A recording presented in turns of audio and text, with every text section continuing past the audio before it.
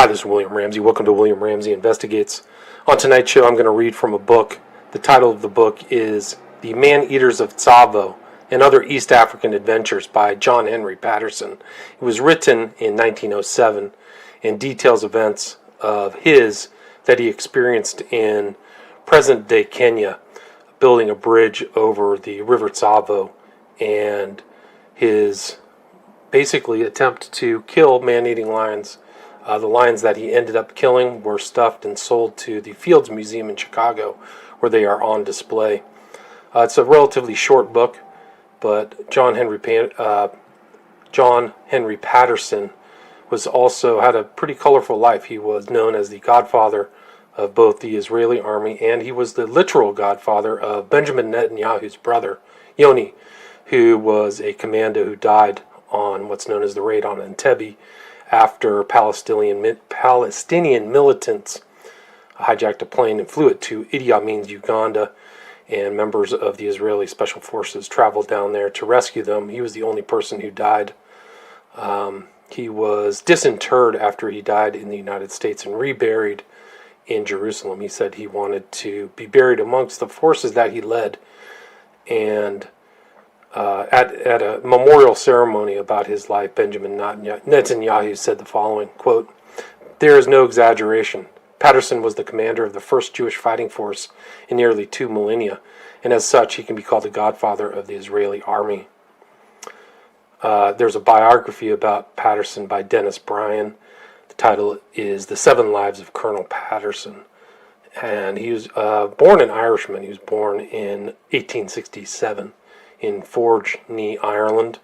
His mother was a Roman Catholic. His father was a Protestant.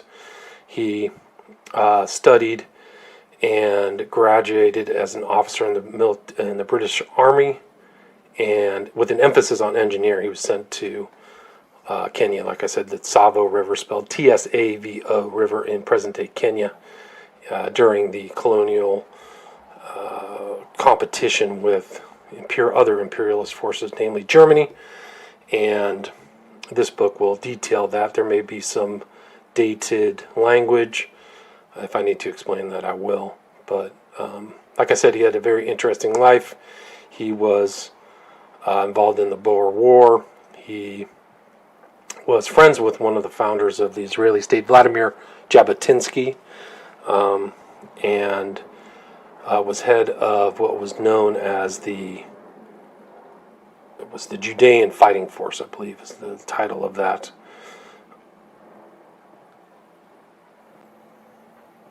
It was known initially as the Jewish Legion, but it changed to the 38th Royal Fusiliers.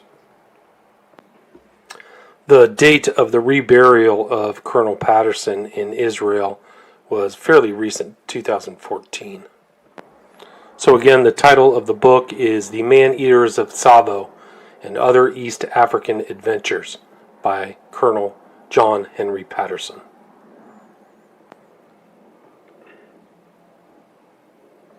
Preface.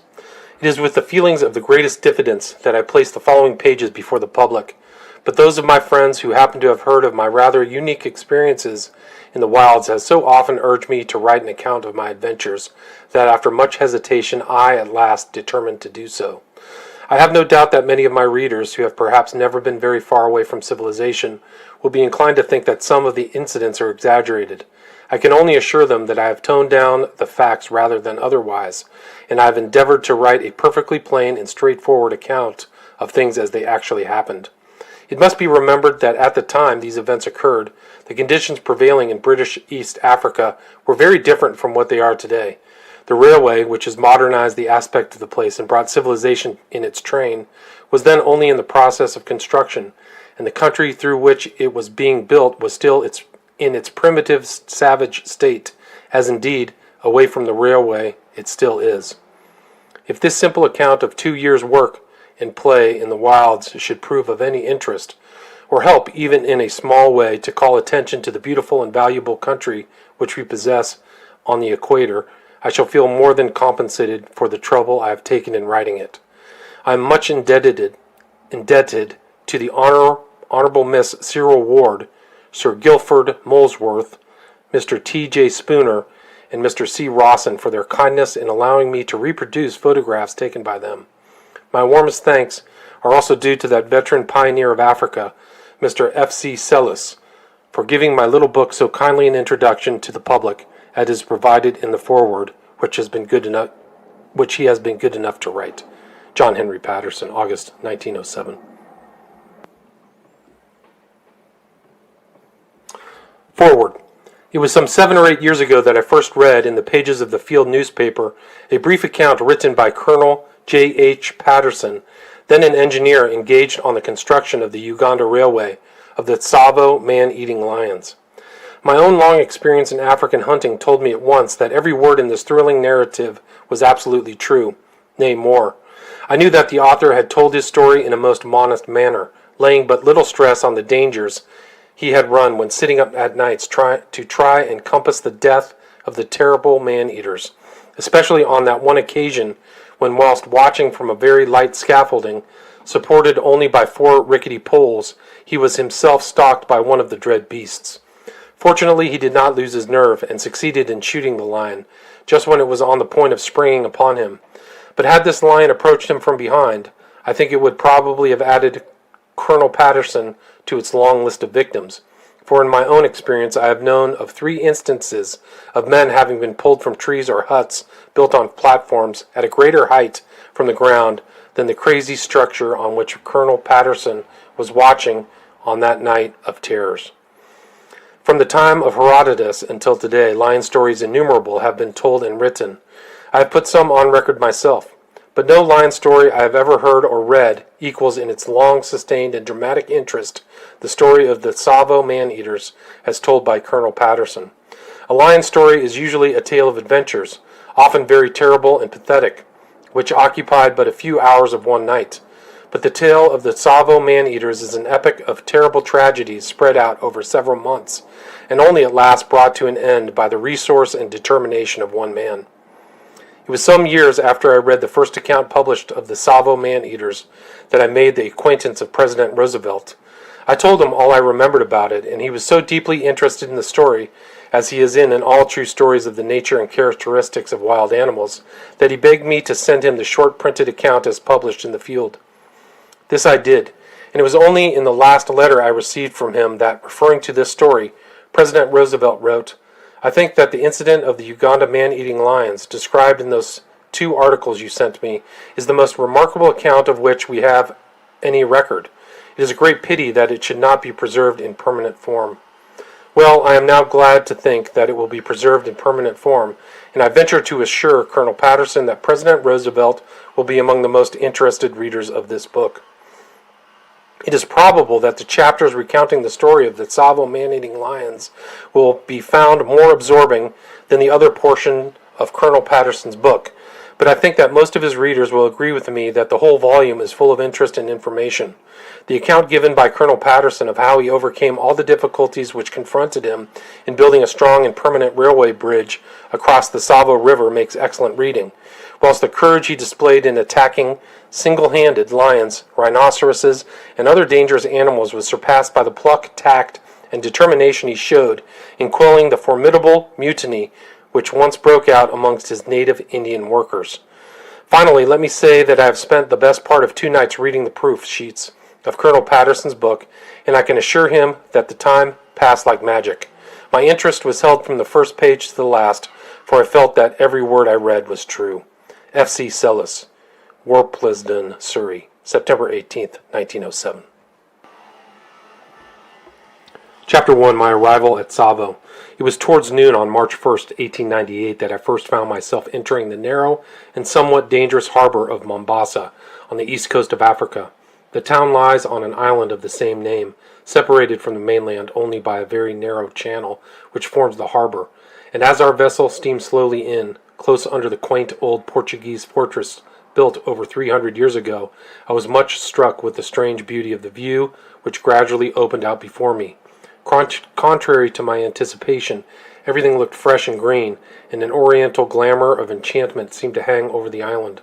The old town was bathed in brilliant sunshine, and reflected itself lazily on the motionless sea. Its flat roofs and dazzlingly white walls peeped out dreamily between waving palms and lofty coconuts, huge baobabs, and spreading mango trees, and the darker background of well-wooded hills and slopes on the mainland formed a very effective setting to a beautiful and, to me, unexpected picture. The harbor was plentifully sprinkled with Arab dhows, in which some, I believe, even at the present day, a few slaves are occasionally smuggled off to Persia and Arabia. It has always been a matter of great wonder to me how the navigators of little vessels find their way from port to port, as they do, without the aid of either compass or sextant, and how they manage to weather the terrible storms that at certain seasons of the year suddenly visit eastern seas. I remember once coming across a dhow becalmed in the middle of the Indian Ocean, and its crew making signals of distress, and our captain slowed down to investigate. There were 4 men on board, all nearly dead from thirst. They had been without drink of any kind for several days, and had completely lost their bearings. After giving them some casks of water, we directed them to Muscat, the port they wished to make, and our vessel resumed its journey, leaving them still becalmed in the midst of that glassy sea. Whether they managed to reach their destination, I never knew. As our steamer made its way to its anchorage, the romantic surroundings of the harbor of Mombasa conjured up visions of stirring adventures of the past, and recalled to my mind the many tales of reckless doings of pirates and slavers, which as a boy had been my delight to read.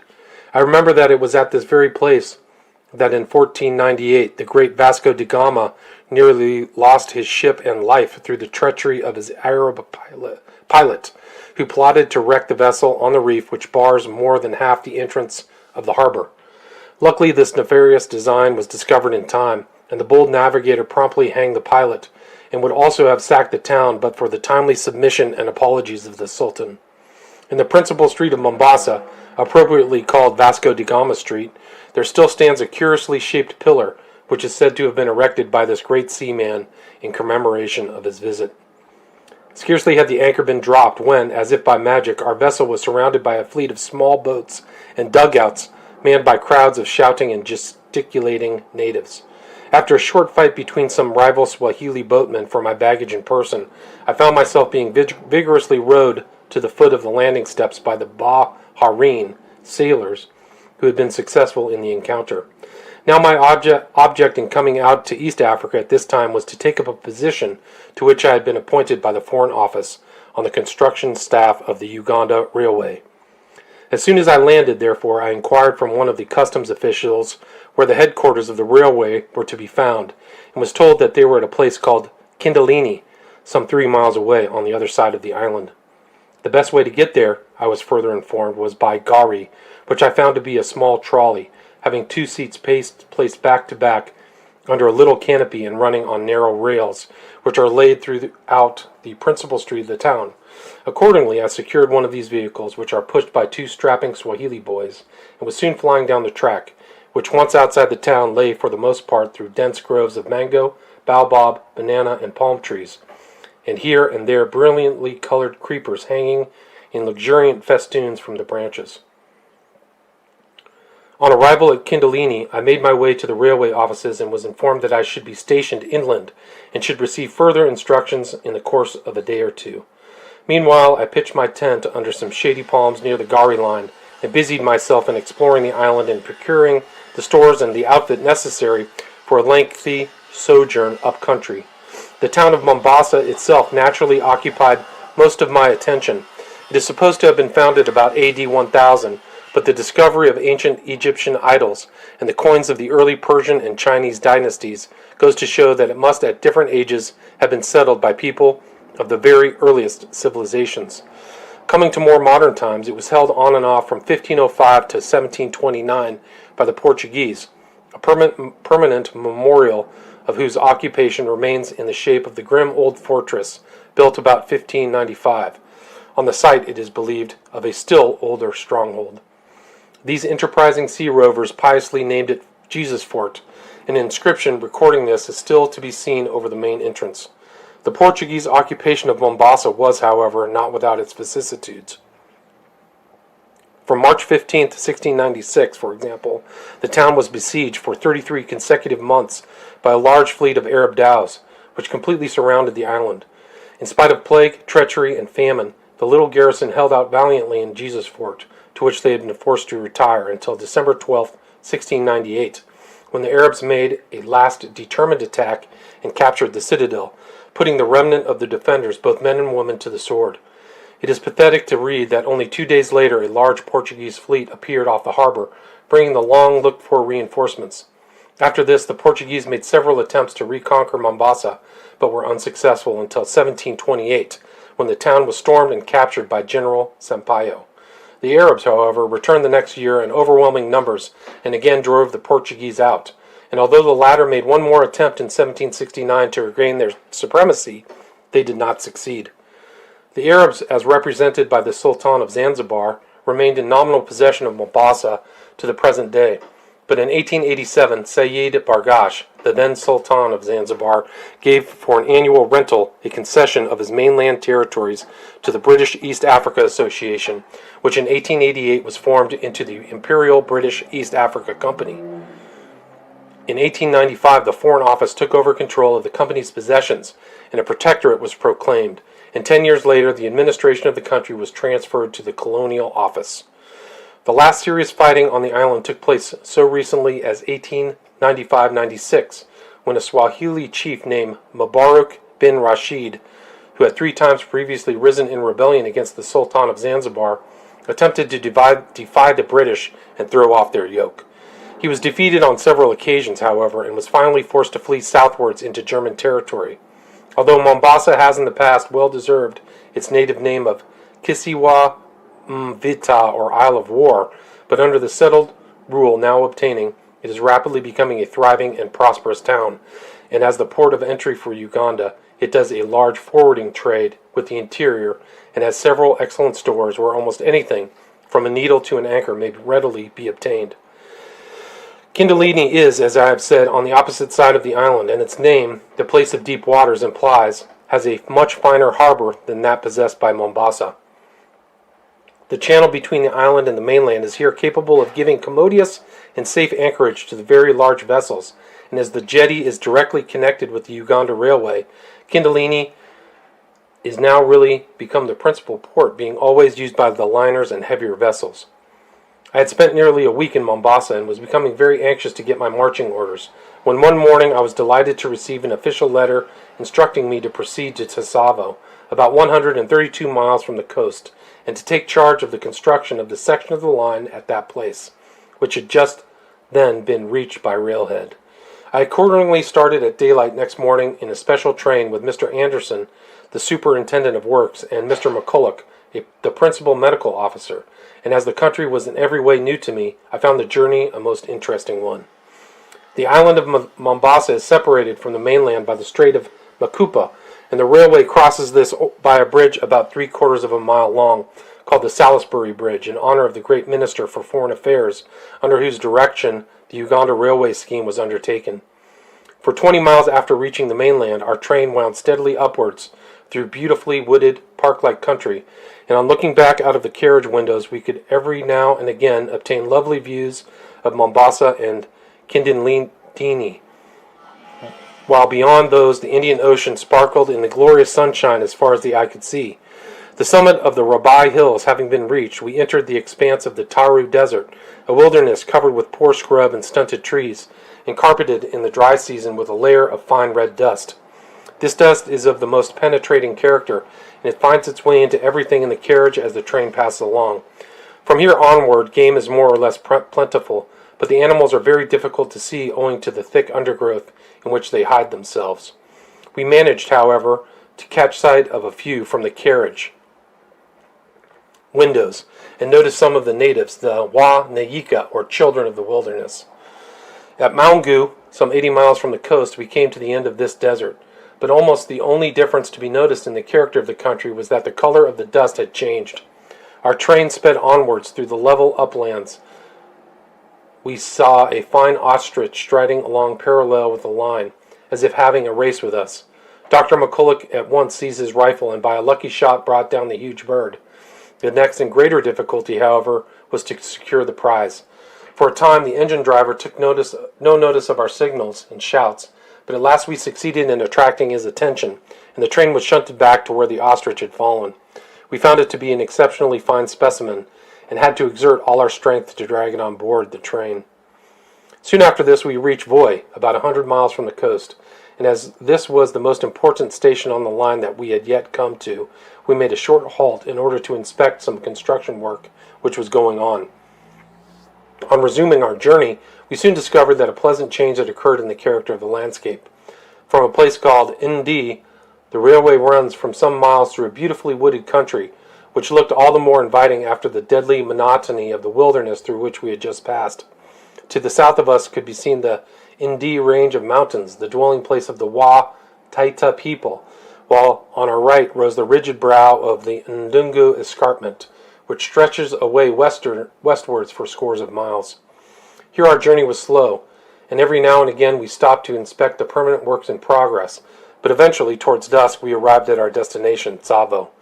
I slept that night in a little palm hut which had been built by some previous traveler, and which was fortunately unoccupied for the time being.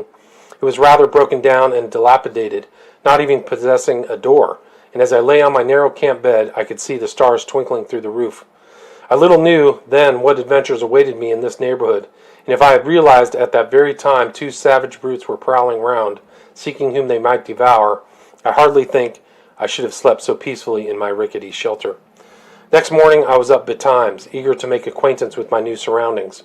My first impression on coming out of my hut was that I was hemmed in on all sides by a dense growth of impenetrable jungle, and on scrambling to the top of a little hill close at hand, I found that the whole country as far as I could see was covered with low, stunted trees, thick undergrowth, and wait-a-bit thorns. The only clearing, indeed, appeared to be the narrow track for the railway had been cut. The interminable nyika, or wilderness of whitish and leafless dwarf trees, presented a ghastly and sun-stricken appearance, and here and there a ridge of dark red heat blistered rock jutted out above the jungle, and added by its rugged barrenness to the dreariness of the picture. Away to the northeast stretched the unbroken line of the Ndungu escarpment, while far off to the south I could just catch a glimpse of the snow-capped top of towering Kilimanjaro.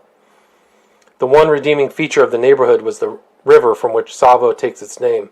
This is a swiftly flowing stream, always cool and always running, the latter being an exceptional attribute in this part of East Africa, and the fringe of lofty green trees along its banks formed a welcome relief to the general monotony of the landscape. When I had thus obtained a rough idea of the neighborhood, I returned to my hut, and began in earnest to make preparations for my stay in this out-of-the-way place. The stores were unpacked, and my boys pitched my tent in a little clearing close to where I had slept the night before, and not far from the main camp of the workmen. Railhead had at this time just reached the western side of the river, and some thousands of Indian coolies and other workmen were encamped there. As the line had to be pushed on with all speed, a diversion had been made, and the river crossed by means of a temporary bridge. My principal work was to erect the permanent structure, and to complete all the other works for a distance of 30 miles on each side of Tsavo. I accordingly made a survey of what had to be done, and sent my requisition for labor, tools, and material to the headquarters in Kilindini. In a short time, workmen and supplies came pouring in, and the noise of hammers, sledges, drilling, and blasting echoed merrily through the district. Chapter 2. The First Appearance of the Man-Eaters. Unfortunately, this happy state of affairs did not continue for long, and our work was soon interrupted in a rude and startling manner. 2 most voracious and insatiable man-eating lions appeared upon the scene, and for over 9 months waged an intermittent warfare against the railway and all those connected with it in the vicinity of Tsavo. This culminated in a perfect reign of terror in December 1898, when they actually succeeded in bringing the railway works to a complete standstill for about 3 weeks. At first they were not always successful in their efforts to carry off a victim, but as time went on they stopped at nothing, and indeed braved any danger in order to obtain their favorite food. Their methods then became so uncanny, and their man-stalking so well-timed, and so certain of success, that the workmen firmly believed that they were not real animals at all, but devils in lion shape. Many a time the coolies solemnly assured me that it was absolutely useless to attempt to shoot them. They were quite convinced that the angry spirits of 2 departed native chiefs had taken this form in order to protest against the railway being made through their country, and by stopping its progress to avenge the insult thus shown to them. I had only been a few days at Tsavo when I first heard that these brutes had been seen in the neighborhood. Shortly afterwards, one or two coolies mysteriously disappeared, and I was told that they had been carried off by night from their tents and devoured by lions. At the time, I did not credit this story and was more inclined to believe that the unfortunate men had been the victims of foul play at the hands of some of their comrades. They were, as it happened, very good workmen, and had each saved a fair number of rupees, so I thought it quite likely that some scoundrels from the gangs had murdered them for the sake of their money.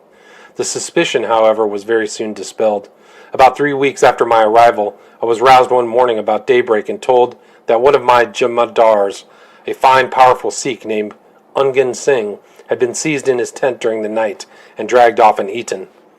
Naturally, I lost no time in making an examination of the place, and was soon convinced that the man had indeed been carried off by a lion, and its pug marks were plainly visible in the sand, while the furrows made by the heels of the victim showed the direction in which he had been dragged away. Moreover, the jemadar shared his tent with half a dozen other workmen, and one of his bedfellows had actually witnessed the occurrence. He graphically described how, at about midnight, the lion suddenly put its head in the open tent door and seized Ungan Singh, who happened to be nearest the opening, by the throat. The unfortunate fellow cried out, "Choro, let's go," and threw up his arms around the lion's neck. The next moment he was gone, and his panic-stricken companions lay helpless, forced to listen to the terrible struggle which took place outside. Poor Ungan Singh must have died hard, but what chance had he? As a coolie gravely remarked, was he not fighting with a lion? On hearing this dreadful story, I at once set out to try to track the animal, and was accompanied by Captain Haslam, who happened to be staying at Tsavo at the time, and who, poor fellow, himself met with a tragic fate very shortly afterwards. We found it an easy matter to follow the route taken by the lion, as he appears to have stopped several times before beginning his meal. Pools of blood marked these halting places, where he doubtless indulged in the man-eater's habit of licking the skin off so as to get at the fresh blood. I have been led to believe that this is their custom from the appearance of two half-eaten bodies, which I subsequently rescued. The skin was gone in places, and the flesh looked dry, as if it had been sucked. On reaching the spot where the body had been devoured, a dreadful spectacle presented itself. The ground all around was covered with blood and morsels of flesh and bones, but the unfortunate jemadar's head had been left intact, save for the holes made by the lion's tusks on seizing him, and lay a short distance away from the other remains, the eyes staring wide open with a startled, horrified look in them. The place was considerably cut up, and on closer examination we found that two lions had been there and had probably struggled for possession of the body. It was the most gruesome sight I had ever seen. We collected the remains as well as we could, and heaped stones on them, the head with its fixed, terrified stare seeming to watch us all the time.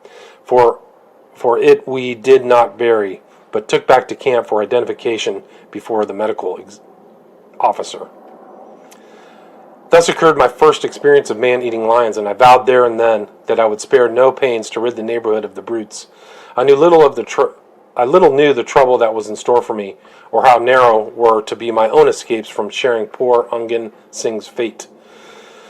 That same night I sat up in a tree close by the late jemadar's tent, hoping that the lions would return to it for another victim. I was followed to my perch by a few of the more terrified coolies, who begged to be allowed to sit up in the tree with me. All the other workmen remained in their tents, but no more doors were left open. I had with me a 30-30 and a 12-bore shotgun, one barrel loaded with ball and the other with slug. Shortly after settling down to my vigil, my hopes of bagging one of the brutes were raised by the sound of their ominous roaring coming closer and closer. Presently this ceased, and quiet reigned for an hour or two, as lions always stalk their prey in complete silence. All at once, however, we heard a great uproar and frenzied cries coming from another camp about a half a mile away. We knew then that the lions had seized a victim there, and that we should see or hear nothing further from them that night.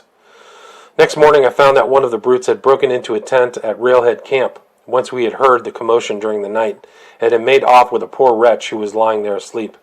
After a night's rest, therefore, I took up my position in a suitable tree near this tent. I did not at all like the idea of walking the half-mile to the place after dark, but all the same I felt fairly safe, as one of my men carried a bright lamp close behind me. He in his turn was followed by another leading a goat, which I tied under my tree in the hope that the lion might be tempted to seize it instead of a coolie. A steady drizzle commenced shortly after I had settled down to my night of watching, and I was soon thoroughly chilled and wet. I stuck to my uncomfortable post, however, hoping to get a shot, but I well remember the feeling of impotent disappointment I experienced when about midnight I heard screams and cries and a heart-rending shriek, which told me that the man-eaters had again eluded me and claimed another victim elsewhere. At this time the various camps for the workmen were very scattered, so that the lions had a range of some 8 miles on either side of Tsavo to work upon, and as their tactic seemed to be to break into a different camp each night, it was most difficult to forestall them. They almost appeared, too, to have an extraordinary and uncanny faculty of finding out our plans beforehand, so that no matter in how likely or how tempting a spot we lay in wait for them, they invariably avoided that particular place and seized their victim for the night from some other camp. Hunting them by day, moreover, in such a dense wilderness as surrounded us, was an exceedingly tiring and really foolhardy undertaking. In a thick jungle of the kind round Tsavo, the hunted animal has every chance against the hunter, as however careful the latter may be, a dead twig or something of the sort is sure to crackle just at the critical moment and so give the alarm. Still, I never gave up hope of someday finding their lair, and accordingly continued to devote all my spare time to crawling through the undergrowth.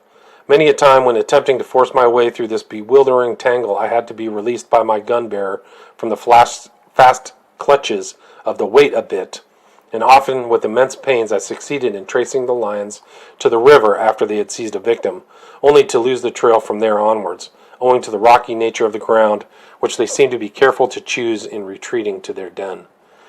At this early stage of the struggle, I'm glad to say, the lions were not always successful in their efforts to capture a human being for their nightly meal, and one or two amusing incidents occurred to relieve the tension from which our nerves were beginning to suffer. On one occasion, an enterprising Banaya Indian trader was riding along his donkey late one night, when suddenly a lion sprang out on him, knocking over both man and beast. The donkey was badly wounded, and the lion was just about to seize the trader, when in some way or another his claws became entangled in a rope by which 2 empty oil tins were strung across the donkey's neck. The rattle and clatter of these, made by these as he dragged them after him, gave him such a fright that he turned tail and bolted off into the jungle, to the intense relief of the terrified Benaiah, who quickly made his way up the nearest tree and remained there shivering with fear for the rest of the night. Shortly after this episode, a Greek contractor named Themistocles Papadimitriani had an equally marvelous escape. He was sleeping peacefully in his tent one night when a lion broke in and seized and made off with the mattress on which he was lying. Though rudely awakened, the Greek was quite unhurt and suffered from nothing worse than a bad fright. This same man, however, met with a melancholy fate not long afterwards. He had been to the Kilimanjaro district to buy cattle, and on the return journey attempted to take a shortcut across country to the railway, but perished miserably of thirst on the way. On another occasion, 14 coolies who slept together in a large tent were one night awakened by a lion suddenly jumping onto the tent and breaking through it. The brute landed with one claw on a coolie's shoulder, which was badly torn, but instead of seizing the man himself, in his hurry he grabbed a large bag of rice, which happened to be lying in the tent, and made off with it, dropping it in disgust some little distance away when he realized his mistake. These, however, were only the earlier efforts of the man-eaters. Later on, as will be seen, nothing flurried or frightened them in the least, and except as food they showed a complete contempt for human beings. Having once marked down a victim, they would allow nothing to deter them from securing him, whether he were protected by a thick fence, or inside a closed tent, or sitting round a brightly burning fire. Shots, shouting, and firebrands they alike held in derision. Chapter 3. The Attack on the Goods Wagon. All this time my own tent was pitched in an open clearing, unprotected by a fence of any kind round it. One night when the medical officer, Dr. Rose, was staying with me, we were awakened about midnight by hearing something tumbling about among the tent ropes, but on going out with a lantern we could discover nothing. Daylight, however, plainly revealed the pug marks of a lion, so that on that occasion I fancy one or other of us had a narrow escape. Warned by this experience, I at once arranged to move my quarters and went to join forces with Dr. Brock, who had just arrived at Tsavo to take medical charge of the district. We shared a hut of palm leaves and boughs, which we had constructed on the eastern side of the river, close to the old caravan route leading to Uganda, and we had it surrounded by a circular boma or thorn fence, about 70 yards in diameter, well made and thick and high. Our personal servants also lived within the enclosure, and a bright fire was always kept up throughout the night. For the sake of coolness, Brock and I used to sit out under the veranda of this hut in the evenings, but it was rather trying to our nerves to attempt to read or write there, as we never knew when a lion might spring over the boma and be on us before we were aware. We therefore kept our rifles within easy reach, and cast many an anxious glance out into the inky darkness beyond the circle of the firelight. On one or two occasions, we found in the morning that the lions had come quite close to the fence, but fortunately they never succeeded in getting through. By this time, too, the camps of the workmen had also been surrounded by thorn fences. Nevertheless, the lions managed to jump over or break through some one or other of these, and regularly every few nights a man was carried off, the reports of the disappearance of this or that workman coming in to me with painful frequency. So long, however, as Railhead Camp, with its 2,000 or 3,000 men scattered over a wide area, remained at Tsavo, the coolies appeared not to take much notice of the dreadful deaths of their comrades. Each man felt, I suppose, that as the man-eaters had such a large number of victims to choose from, the chances of their selecting him in particular were very small. But when the large camp moved ahead with the railway, matters altered considerably. I was then left with only some few hundred men to complete the permanent works, and as all the remaining workmen were naturally camped together, the attentions of the lions became more apparent and made a deeper impression. A regular panic consequently ensued, and it required all my powers of persuasion to induce the men to stay on. In fact, I succeeded in doing so only by allowing them to knock off all regular work until they had built exceptionally thick and high bomas round each camp. Within these enclosures, fires were kept burning all night, and it was also the duty of the night watchman to keep clattering half a dozen empty oil tins suspended from a convenient tree. These he manipulated by means of a long rope, while sitting in safety within his tent, and the frightful noise thus produced was kept up at frequent intervals throughout the night, in the hopes of terrifying away the man-eaters. In spite of all these precautions, however, the lions would not be denied, and men continued to disappear. When the railhead workmen moved on, their hospital camp was left behind. It stood rather apart from the other camps in a clearing about 3/4 of a mile from my hut, but was protected by a good thick fence, and to all appearance was quite secure. It seemed, however, as if barriers were of no avail against the demons, for before very long one of them found a weak spot in the boma and broke through. On this occasion the hospital assistant had a marvelous escape. Hearing a noise outside, he opened the door of his tent and was horrified to see a great lion standing a few yards away looking at him. The beast made a spring towards him, which gave the assistant such a fright that he jumped backwards, and in doing so luckily upset a box containing medical stores. This crashed down with such a loud clatter of breaking glass that the lion was startled for the moment and made off to another part of the enclosure. Here, unfortunately, he was more successful, as he jumped onto and broke through a tent in which 8 patients were lying. 2 of them were badly wounded by his spring, while a third poor wretch was seized and dragged off bodily through the thorn fence. The 2 wounded coolies were left where they lay, a piece of torn tent having fallen over them, and in this position the doctor and I found them on our arrival soon after dawn next morning. We at once decided to move the hospital closer to the main camp. A fresh site was prepared, a stout hedge built round the enclosure, and all the patients were moved in before nightfall. As I had heard that lions generally visit recently deserted camps, I decided to sit up all night in the vacated boma in the hope of getting an opportunity of bagging one of them. But in the middle of my lonely vigil, I had the mortification of hearing shrieks and cries coming from the direction of the new hospital, telling me only too plainly that our dreaded foes had once more eluded me. Hurrying to the place at daylight, I found that one of the lions had jumped over the newly erected fence and had carried off the hospital beastie, or water carrier, and that several other coolies had been unwilling witnesses of the terrible scene, which took place within the circle of light given by the big camp fire. The beastie, it appears, had been lying on the floor with his head towards the center of the tent and his feet nearly touching the side. The lion managed to get its head in below the canvas, seized him by the foot, and pulled him out. In desperation, the unfortunate water carrier clutched hold of a heavy box in a vain attempt to prevent himself being carried off, and dragged it with him until he was forced to let go by its being stopped by the side of the tent. He then caught hold of a tent rope and clung tightly to it until it broke. As soon as the lion managed to get him clear of the tent, he sprang at his throat, and after a few vicious shakes, the poor beastie's agonizing cries were silenced forever. The brute then seized him in his mouth, like a huge cat with a mouse, and ran up and down the boma looking for a weak spot to break through. This he presently found and plunged into, dragging his victim with him and leaving shreds of torn cloth and flesh as ghastly evidences of his passage through the thorns. Dr. Brock and I were easily able to follow his track, and soon found the remains about 400 yards away in the bush. There was the usual horrible sight. Very little was left of the unfortunate beastie, only the skull, jaws, a few of the larger bones, and a portion of the palm with 1 or 2 fingers attached. On one of those was a silver ring, and this, with the teeth, a relic much prized by certain castes, was sent to the man's widow in India. Again it was decided to move the hospital, and again before nightfall the work was completed, including a still stronger and thicker boma.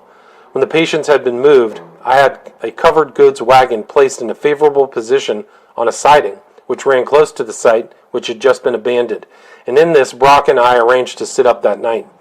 We left a couple of tents still standing within the enclosure, and also tied up a few cattle in it as bait for the lions, who had been seen in no less than 3 different places in the neighborhood during the afternoon of April 23rd. 4 miles from Tsavo, they had attempted to seize a coolie who was walking along the line. Fortunately, however, he had just time to escape up a tree, where he remained, more dead than alive, until he was rescued by the traffic manager, who caught sight of him from a passing train. They next appeared close to Tsavo station, and a couple of hours later some workmen saw one of the lions stalking Dr. Brock as he was returning about dusk from the hospital. In accordance with our plan, the doctor and I set out after dinner for the goods wagon, which was about a mile away from our hut. In the light of subsequent events, we did a very foolish thing in taking up our position so late. Nevertheless, we reached our destination in safety and settled down to our watch about 10 o'clock. We had the lower half of the door of the wagon closed, while the upper half was left wide open for observation, and we faced, of course, in the direction of the abandoned boma, which, however, we were unable to see in the inky darkness. For an hour or two everything was quiet, and the deadly silence was becoming very monotonous and oppressive, when suddenly to our right a dry twig snapped, and we knew that an animal of some sort was about. Soon afterwards we heard a dull thud, as if some heavy body had jumped over the boma. The cattle, too, became very uneasy, and we could hear them moving about restlessly. Then again came dead silence. At this juncture I proposed to my companion that I should get out of the wagon and lie on the ground close to it, as I could see better in that position should the lion come in our direction with his prey. Brock, however, persuaded me to remain where I was, and a few seconds afterwards I was heartily glad I had taken his advice, for at that very moment one of the man-eaters, although we did not know it, was quietly stalking us, and was even then almost within springing distance. Orders had been given for the entrance to the boma to be blocked up, and accordingly we were listening in the expectation of hearing the lion force his way out through the bushes with his prey. As a matter of fact, however, the doorway had not been properly closed, and while we were wondering what the lion could be doing inside the boma for so long, he was outside all the time, silently reconnoitering our position. Presently I fancied I saw something coming very stealthily towards us. I feared, however, to trust my eyes, which by that time were strained by prolonged staring through the darkness. So under my breath I asked Brock whether he saw anything, at the same time covering the dark object as well as I could with my rifle. Brock did not answer. He told me afterwards that he, too, thought he had seen something move, but was afraid to say so, lest I should fire, and it turned out to be nothing at all. After this there was intense silence again for a second or two, and then with a sudden bound a huge body sprang at us. "The lion!" I shouted, and we both fired almost simultaneously, not a moment too soon, for in another second the brute would assuredly have landed inside the wagon. As it was, he must have swerved off in his spring, probably blinded by the flash and frightened by the noise of the double report, which was increased 100-fold by the reverberation of the hollow iron roof of the truck. Had we not been very much on the alert, he undoubtedly would have got one of us, and we realized that we had been very lucky. We had a very lucky and a very narrow escape. The next morning we found Brock's bullet embedded in the sand close to a footprint. It could not have missed the lion by more than an inch or two. Mine was nowhere to be found. Thus ended my first direct encounter with one of the man-eaters. Chapter 4. The Building of the Tsavo Bridge. During all this troublesome period, the construction of the railway had been going steadily forward, and the first important piece of work which I had commenced on arrival was completed. This was the widening of a rock, cutting through which the railway ran just before it reached the river. In the hurry of pushing on the laying of the line, just enough of the rock had originally been cut away to allow room for an engine to pass, and consequently any material which happened to project outside the wagons or trucks caught on the jagged faces of the cutting.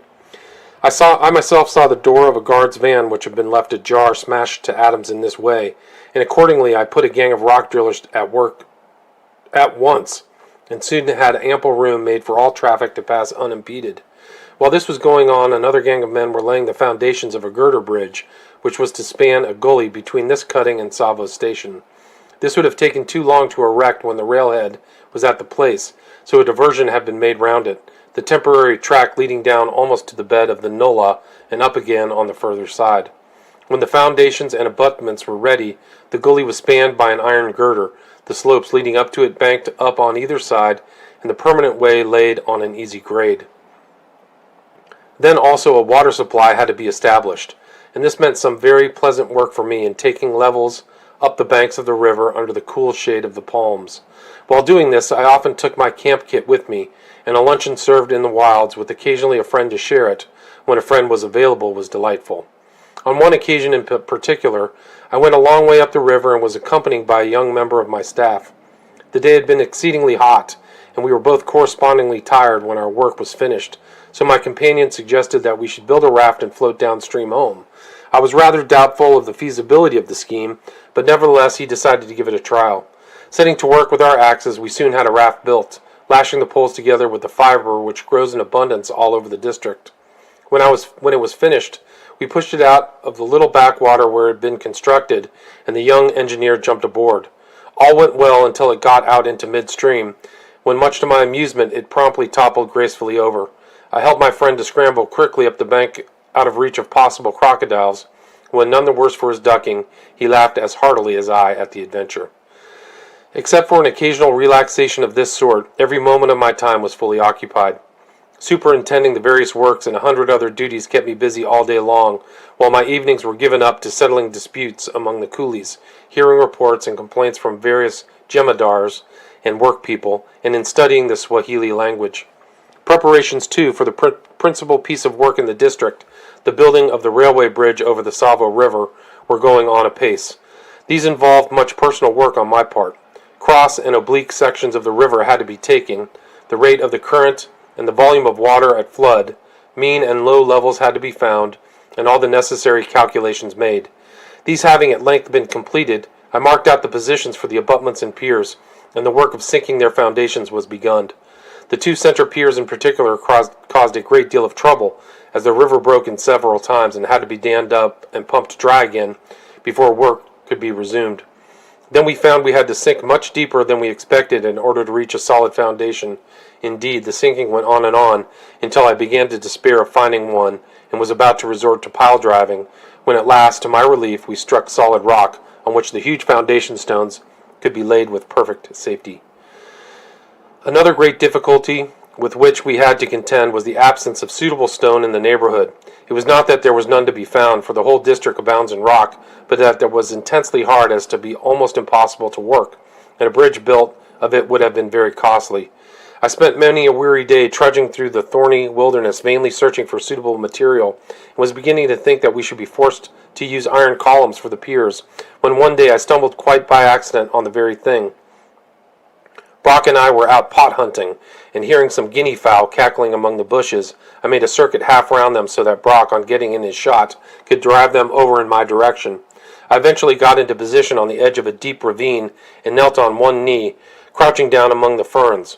There I had scarcely time to load when overflew a bird, which I missed badly. I did not have another chance, for Brock had got to work, and being a first-rate shot, had quickly bagged a brace. Meanwhile, I felt the ground very hard under my knee, and on examination found that the bank of the ravine was formed of stone, which extended for some distance, and which was exactly the kind of material for which I had long been fruitlessly searching. I was greatly delighted with my unexpected discovery, though at first I had grave misgivings about the distance to be traversed and the difficulty of transporting the stone across the intervening country. Indeed, I found in the end that the only way of getting the material to the place where it was wanted was by laying down a tram line right along the ravine, throwing a temporary bridge across the Tsavo, following the stream down, and recrossing it again close to the site of the permanent bridge. Accordingly, I set men to work at once to cut down the jungle and prepare a road on which to lay the double trolley line. One morning when they were thus engaged, a little paa, a kind of very small antelope, sprang out and found itself suddenly in the midst of a gang of coolies. Terrified and confused by the shouting of the men, it ran straight at Sherry Shaw, the jemadar, who promptly dropped a basket over it and held it fast. I happened to arrive just in time to save the graceful little animal's life, and took it home to my camp, where it very soon became a great pet. Indeed, it grew so tame that it would jump upon my table at mealtimes and eat from my hand. When the road for the trolley line was cleared, the next piece of work was the building of the 2 temporary bridges over the river. These we made in the roughest fashion out of palm trees and logs felled at the crossing places, and had a flood come down, they would, of course, have both been swept away. Fortunately, however, this did not occur until the permanent work was completed. The whole of this feeding line was finished in a very short time, and trolleys were soon plying backwards and forwards with loads of stone and sand, as we also discovered the latter in abundance and of good quality in the bed of the ravine. An amusing incident occurred one day when I was taking a photograph of an enormous block of stone which was being hauled across one of these temporary bridges. As the trolley with its heavy load required very careful manipulation, my head mason, Hira Singh, stood on the top of the stone to direct operations, while the overseer, Purushottam Herji, superintended the gangs of men who hauled the ropes at either end in order to steady it up and down the inclines. But we did not know that the stream had succeeded in washing away the foundations of one of the log supports. And as the weight of the trolley with the stone came on the undermined pier, the rails tilted up and over went the whole thing into the river, just as I snapped the picture. Hira Singh made a wild spring into the water to get clear of the falling stone, while Purushottam and the rest fled as if for their lives to the bank. It was altogether a most comical sight, and an extraordinary chance at that very moment of the accident I should be taking a photograph of the operation. Fortunately, no one was injured in the slightest, and the stone was recovered undamaged but with little trouble. Not long after this occurrence, my own labors were one day nearly brought to a sudden and unpleasant end. I was traveling along in an empty trolley which, pushed by 2 sturdy Pathans, was returning to the quarry for sand. Presently we came to the sharp incline which led to the log bridge over the river. Here it was the custom of the men, instead of running beside the trolley, to step on it and let its own momentum take it down the slope, moderating its speed when necessary by a brake in the shape of a pole, which one of them carried, and by which the wheels could be locked. On this occasion, however, the pole was by some accident dropped overboard, and down the hill we flew without break of any kind. Near the bridge there was a sharp curve in the line where I was afraid the trolley would jump the rails. Still, I thought it was better to stick to it than to risk leaping off. A moment afterwards I felt myself flying first over the edge of the bridge, just missing by a hair's breadth a projecting beam, but luckily I landed on a sandbank at the side of the river, the heavy trolley falling clear of me with a dull thud close by. This accident also was happily unattended by injury to anyone. Chapter 5. Troubles with the Workmen. It seemed fated that the building of the Tsavo bridge should never be allowed to proceed in peace for any length of time. I've already described our troubles with the lions, and no sooner did the beasts of prey appear to have deserted us, for the time being at any rate, than other troubles, no less serious, arose with the workmen themselves. After I had discovered the stone for the bridge, I sent down to the coast for gangs of masons to work and dress it. The men who were sent to me for this purpose were mostly Pathans, and were supposed to be expert workmen, but I soon found out that many of them had not the faintest notion of stone cutting, and were simply ordinary coolies who had posed as masons in order to draw 45 instead of 12 rupees a month. On discovering this fact, I immediately instituted a system of piecework, and drew up a scale of pay which would enable the genuine mason to earn his 45 rupees a month, and a little more if he felt inclined, and would cut down on the impostors to about their proper pay as coolies. Now, as is often the case in this world, the impostors were greatly in the majority, and accordingly they attempted to intimidate the remainder into coming down to their own standard as regards output of work, in the hope thereby of inducing me to abandon the piecework system of payment. This, however, I had no intention of doing, as I knew that I had demanded only a perfectly fair amount of work from each man. These masons were continually having quarrels and fights among themselves, and I had frequently to go down to their camp to quell disturbances and separate the Hindus from the Mohammedans. One particularly serious disturbance of this sort had a rather amusing sequel. I was sitting after dusk one evening at the door of my hut when I heard a great commotion in the masons' camp, which lay only a few hundred yards away. Presently, a jemadar came rushing up to me to say that the men were all fighting and murdering each other with sticks and stones. I ran back with him at once and succeeded in restoring order, but found seven badly injured men lying stretched out on the ground. These I had carried up to my own boma in charpoys, native beds. And Brock being away, I had to play the doctor myself as best I could, stitching one and bandaging another and generally doing what was possible. There was one man, however, who groaned loudly and held a cloth over his face, as if he were dying. On lifting this covering, I found him to be a certain mason called Karam Bux, who was well known to me as the prime mischief-maker among the men. I examined him carefully, but as I could discover nothing amiss, I concluded that he must have received some internal injury, and accordingly told him I would send him to the hospital at Voi, about 30 miles down the line, to be attended to properly. He was then carried back to his camp, groaning grievously all the time. Scarcely had he been removed when the head jemadar came and informed me that the man was not hurt at all, and as a matter of fact he was the sole cause of the disturbance. He was now pretending to be badly injured, in order to escape the punishment which he knew he would receive if I discovered that he was the instigator of the trouble. On hearing this, I gave instructions that he was not to go to Voi in the special train with the others, but I had not heard the last of him yet. About 11 o'clock that night, I was called up and asked to go down to the masons' camp to see a man who was supposed to be dying. I at once pulled on my boots, got some brandy, and ran down to the camp, where to my surprise and amusement I found that it was my friend Karam Bux who was at death's door. It was perfectly evident to me that he was only foxing, but when he asked for a dawa, or medicine, I told him gravely that I would give him some very good dawa in the morning. The next day at noon, when it was my custom to have evildoers brought up for judgment, I asked for Karim Bux, but was told that he was too ill to walk. I accordingly ordered him to be carried to my boma, and in a few moments he arrived in his charpoy, which was shouldered by 4 coolies who, I could see, knew quite well that he was only shamming. There were also a score or so of his friends hanging around, doubtless waiting in the expectation of seeing the sahib hoodwinked. When the bed was placed on the ground near me, I lifted the blanket with which he had covered himself and thoroughly examined him, and at the same time feeling to make sure that he had no fever. He pretended to be desperately ill and again asked for a dawa, and having finally satisfied myself that it was as the jamadar had said, pure budmashi, devilment, I told him that I was going to give him some very effective dawa, and carefully covered him up again, pulling the blanket over his head. I then got a big armful of shavings from a carpenter's bench which was close by, and put them under the bed and set fire to them.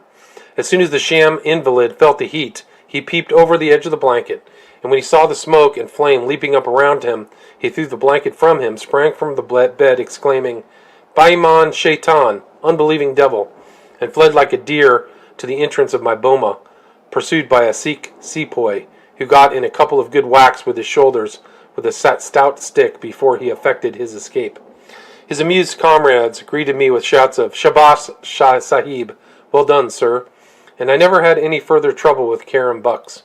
He came back later in the day, with clasped hands, imploring forgiveness, which I readily granted, as he was a clever workman. A few days after this incident, I was returning home one morning from a tree in which I had been keeping watch for the man-eaters during the previous night. Coming unexpectedly on the quarry, I was amazed to find dead silence reigning, and my rascals of workmen all stretched out in the shade under the trees, taking it very easy, some sleeping, some playing cards. I watched their proceedings through the bushes for a little while. Then it occurred to me to give them a fright by firing my rifle over their heads. On the report being heard, the scene changed like magic. Each man simply flew to his particular work, and hammers and chisels resounded merrily and energetically where all had been a silence moment before. They thought, of course, that I was still some distance off and had not seen them, but to their consternation, I shouted to them that they were too late, as I had been watching them for some time. I fined every man present heavily, besides summarily degrading the headman, who had thus shown himself utterly unfit for his position. I then proceeded to my hut, but had scarcely arrived there when two of the scoundrels tottered up after me, bent almost double, and calling heaven to witness that I had shot them both in the back. In order to give a semblance of truth to an otherwise bald and unconvincing narrative, they had actually induced one of their fellow workmen to make a few holes like shot holes in their backs, and these were bleeding profusely. Unfortunately for them, however, I had been carrying a rifle and not a shotgun, and they had also forgotten to make corresponding holes in their clothing, so that all they achieved by this elaborate tissue of falsehood was to bring on themselves the derision of their comrades and the imposition of an extra fine. Shortly after this, when the masons realized that I intended to make each man do a fair day's work for his money and would allow nothing to prevent this intention from being carried out, they came to the conclusion that the best thing to do would be to put me quietly out of the way. Accordingly, they held a meeting one night, all being sworn to secrecy, and after a long palaver, it was arranged that I was to be murdered the next day, and I made my usual visit to the quarry. My body was to be thrown into the jungle, where of course it would soon be devoured by wild beasts, and then they were to say that I had been killed and eaten by a lion. To this cheerful proposal every man present at the meeting agreed, and affixed his finger mark to a long strip of paper as a binding token. Within an hour after the meeting had dispersed, however, I was aroused by one of the conspirators, who had crept into my camp to give me warning. I thanked him for his information, but determined to go to the quarry in the morning all the same, as at this stage of affairs I really did not believe that they were capable of carrying out such a diabolical scheme, and was rather inclined to think that the informant had been sent merely to frighten me. Accordingly, the next morning, September 6th, I started off as usual along the trolley line to the lonely quarry. As I reached a bend in the line, my head mason, Hira Singh, a very good man, crept cautiously out of the bushes and warned me not to proceed. On my asking him the reason, he said that he dared not tell, but that he and 20 other masons were not going to work that day, as they were afraid of trouble in the quarry. At this I began to think that there was something in the story I heard overnight, but laughingly assured him there would be no trouble and continued on my way. On my arrival at the quarry, everything seemed perfectly peaceful. All the men were working away busily, but after a moment or two I noticed stealthy side glances and felt there was something in the wind. As soon as I came up to the first gang of workmen, the jemadar, a treacherous-looking villain, informed me that the men working further up the ravine had refused to obey his orders, and asked me if I would go and see them. I felt at once that this was a device to lure me into the narrow part of the ravine, where with gangs in front of me and behind me there would be no escape. Still I thought I would see the adventure through, whatever came of it, so I accompanied the jemadar up the gully. When we got to the further gang, he went so far as to point out the two men who, he said, had refused to do what he had told them. I suppose he thought that I was never to leave the place alive. It did not matter whom he complained of. I noted their names in my pocketbook in my usual manner, and turned to retrace my steps. Immediately a yell of rage was raised by the whole body of some 60 men, answered by a similar shout from those I had first passed, who numbered about 100. Both groups of men, carrying crowbars and flourishing their heavy hammers, then closed in on me in the narrow part of the ravine. I stood still, waiting for them to act, and one man rushed at me, seizing both my wrists, and shouting out that he was going to be hung and shot for me. Rather a curious way of putting it, but that was his exact expression. I easily wrenched my arms free and threw him from me, but by this time I was closely hemmed in, and everywhere I looked I could see nothing but evil and murderous-looking faces. One burly brute, afraid to be the first to deal a blow, hurled the man next him at me, as if he had succeeded in knocking me down. I am certain that I should never have got up again alive. As it was, however, I stepped quickly aside, and the man intended to knock me down was himself thrown violently against a rock, over which he fell heavily. This occasions a moment's confusion, of which I quickly took advantage. I sprang on to the top of the rock, and before they had time to recover themselves, I had started haranguing them in Hindustani. The habit of obedience still held them, and fortunately they listened to what I had to say. I told them that I knew all about their plot to murder me, and that they could certainly do so if they wished. But if they did, many of them would assuredly be hanged for it, as the Sirkar government would soon find out the truth and would disbelieve their story that I had been carried off by a lion. I said I knew quite well that it was only one or two scoundrels among them who would induce them to behave so stupidly, and urged them not to allow themselves to be made fools of in this way. Even supposing they were to carry out their plan of killing me, would not another sahib at once be set over them, and might not he be an even harder taskmaster? They all knew that I was just and fair to the real worker. It was only the scoundrels and shirkers who had anything to fear from me, and were upright, self-respecting. Pathans going to allow themselves to be led away by men of this kind? Once having got to them to listen to me, I felt a little more secure, and I accordingly went on to say that the discontented among them would be allowed to return at once to Mombasa, while if the others resumed work and I heard of no further plotting, I would take no notice of their foolish conduct. Finally, I called upon those who were willing to return to work to hold up their hands, and instantly every hand in the crowd was raised. I then felt that for the moment the victory was mine, and after dismissing them, I jumped down from the rock and continued my rounds as if nothing had happened, measuring a stone here and there and commenting on the work done. They were still in a very uncertain and sullen mood, however, and not at all to be relied upon, so it was with feelings of great relief that an hour later I made my way back, safe and sound, to Tsavo. The danger was not yet past, unfortunately, for scarcely had I turned my back to go home when the mutiny broke out again, and another meeting being held, and a fresh plot made to murder me during the night. Of this I was soon informed by my timekeeper, who also told me that he was afraid to go out and call the roll, as they had threatened to kill him also. At this further outrage I lost no time in telegraphing for the railway police, and also to the district officer, Mr. Whitehead, who immediately marched his men 25 miles by road to my assistance. I have no doubt, indeed, that his prompt action alone saved me from being attacked that very night. 2 or 3 days afterwards, the railway police arrived and arrested the ringleaders in the mutiny, who were taken to Mombasa and tried before Mr. Crawford, the British consul, when the full details of the plots to murder me were unfolded by one of them, who turned Queen's evidence. All the scoundrels were found guilty and sentenced to various terms of imprisonment in the chain gangs, and I was never again troubled with mutinous workmen. Chapter 6. The Reign of Terror. The lion seemed to have got a bad fright the night Brock and I sat up and wait for them in the goods wagon, for they kept away from Tsavo and did not molest us in any way for some considerable time, not in fact until long after Brock had left me and gone on safari in Uganda. In this breathing space which they vouchsafed us, it occurred to me that should they renew their attacks, a trap would perhaps offer the best chance of getting at them, and that if I could construct one in which a couple of coolies might be used as bait without being subjected to any danger, the lions would be quite daring enough to enter in it in search of them, and thus be caught. I accordingly set to work at once, and in a short time managed to make a sufficiently strong trap out of wooden sleepers, tram rails, pieces of telegraph wire, and a length of heavy chain. It was divided into 2 compartments, one for the men and one for the lion. A sliding door at one end admitted the former, and once inside this compartment they were perfectly safe, as between them and the lion, if he entered the other, ran across a wall of iron rails only 3 inches apart, and embedded upon them both, top and bottom, in heavy wooden sleepers.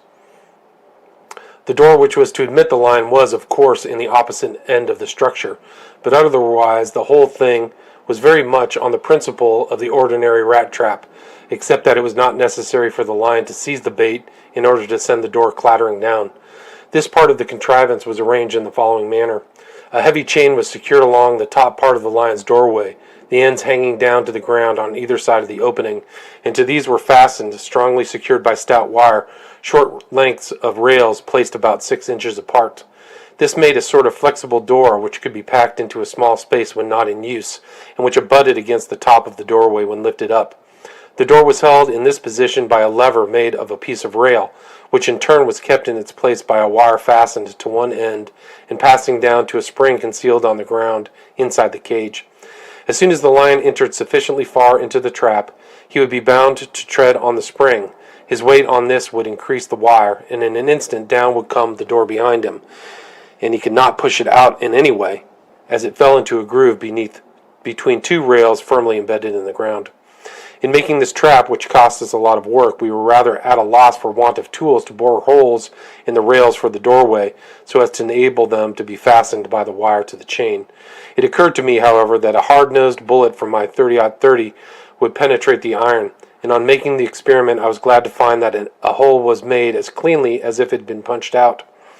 When the trap was ready, I pitched a tent over it in order to further deceive the lions, and built an exceedingly strong boma around it. One small entrance was made at the back of the enclosure for the men, which they were to close on going in by pulling a bush after them, and another entrance just in front of the door of the cage was left open for the lions.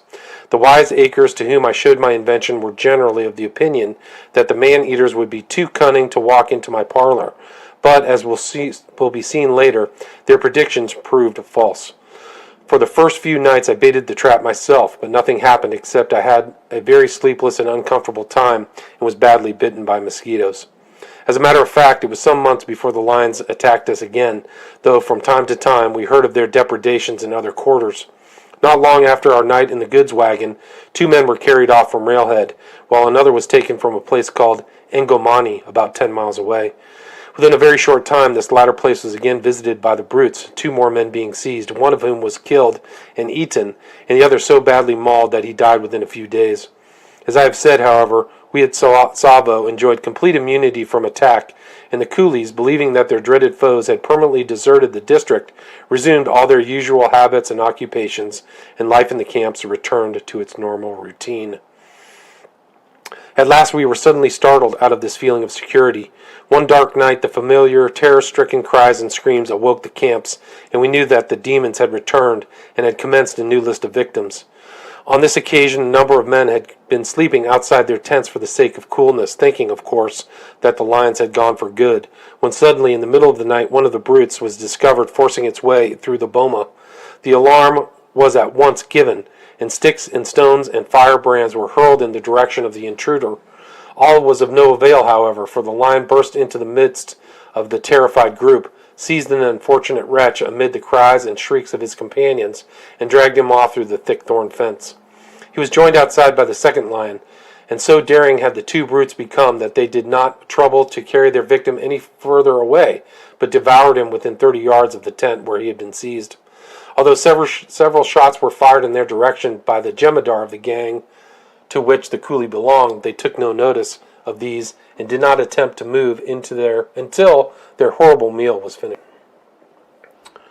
The few scattered fragments that remained of the body I would not allow to be buried at once, hoping that the lions would return to the spot the following night, and on the chance of this I took up my station at nightfall in a convenient tree.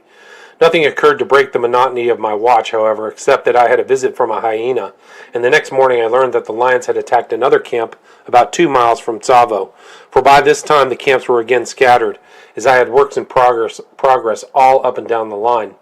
There the man-eaters had been successful in obtaining a victim, whom, as in the previous instance, they devoured quite close to the camp. How they forced their way through the bomas without making a noise was, and still is, a mystery to me. I should have thought that it was next to impossible for an animal to get through at all, yet they continually did so, and without a sound being heard. After this occurrence I sat up every night for over a week near likely camps, but all in vain. Either the lions saw me and then went elsewhere, or else I was unlucky, for they took man after man from different places without ever once giving me a chance of a shot at them. This constant night watching was most dreary and fatiguing work, and I felt that it was a duty that had to be undertaken, as the men naturally looked to me for protection. In the whole of my life I have never experienced anything more nerve-shaking than to hear the deep roars of these dreadful monsters growing gradually nearer and nearer, and to know that one or other of us was doomed to be their victim before morning dawned. Once they reached the vicinity of the camps, the roars completely ceased, and we knew that they were stalking for their prey. Shouts would then pass from camp to camp. Gabar, Dar, Baitan, Shaitan Ata, beware, brothers, the devil is coming. But the warning cries would prove of no avail, and sooner or later the agonizing shrieks would break the silence, and another man would be missing from roll call the next morning. I was naturally very disheartened at being foiled in this way night after night, and soon at my wits' end to know what to do. It seemed that the lions were really devils after all, and bore a charmed life. As I have said before, tracking them through the jungle was a hopeless task, but as something that had to be done to keep up the men's spirits. I kept many a weary day crawling on my hands and knees through the dense undergrowth of the exasperating wilderness around us. As a matter of fact, if I had come up with the lions on any of these expeditions, it was much more likely that they would have added me to their list of victims than that I should have succeeded in killing either of them, as everything would have been in their favor. About this time, too, I had many helpers and several officers, civil, naval, and military, come to Tsavo from the coast and sat up night after night in order to get a shot at our daring foes.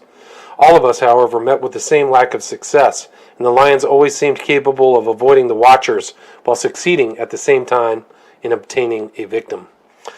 I have a very vivid recollection of one particular night when the brute seized a man from the railway station and brought him close to my camp to devour. I could plainly hear them crunching the bones, and the sound of their dreadful purring filled the air and rang my ears for days afterwards. The terrible thing was to feel so helpless. It was useless to attempt to go out, as of course the poor fellow was dead.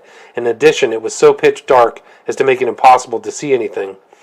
Some half a dozen workmen who lived in a small enclosure close to mine became so terrified on hearing the lions at their meal that they shouted and implored me to allow them to come inside my boma. This I willingly did, but soon afterwards I remembered that one man had been lying ill in their camp, and on making inquiry I found that they had callously left him behind alone. I immediately took some men with me to bring him to my boma, but on entering his tent I saw by the light of the lantern that the poor fellow was beyond need of safety. He had died of shock at being deserted by his companions. From this time, matters gradually became worse and worse. Hitherto, as a rule, only one of the man-eaters had made the attack and had done the foraging, while the other waited outside in the bush. But now they began to change their tactics, entering the bomas together and each seizing a victim. In this way, 2 Swahili porters were killed during the last week of November, one being immediately carried off and devoured. The other was heard moaning for a long time, and when his terrified companions at last summoned up sufficient courage to go to his assistance, they found him stuck fast in the bushes of the boma, through which for once the lion had apparently been unable to drag him. He was still alive when I saw him next morning, but so terribly mauled that he died before he could be got to the hospital. Within a few days of this, the 2 brutes made a most ferocious attack on the largest camp in the section, for which safety's sake was situated within a stone's throw of Tsavo station and close to a permanent way inspector's iron hut. Suddenly, in the dead of night, the 2 man-eaters burst in among the terrified workmen, and even from my boma, some distance away, I could plainly hear the panic-stricken shrieking of the coolies. Then followed cries of, "They've taken him, they've taken him," as the brutes carried off their unfortunate victim and began their horrible feast close beside the camp.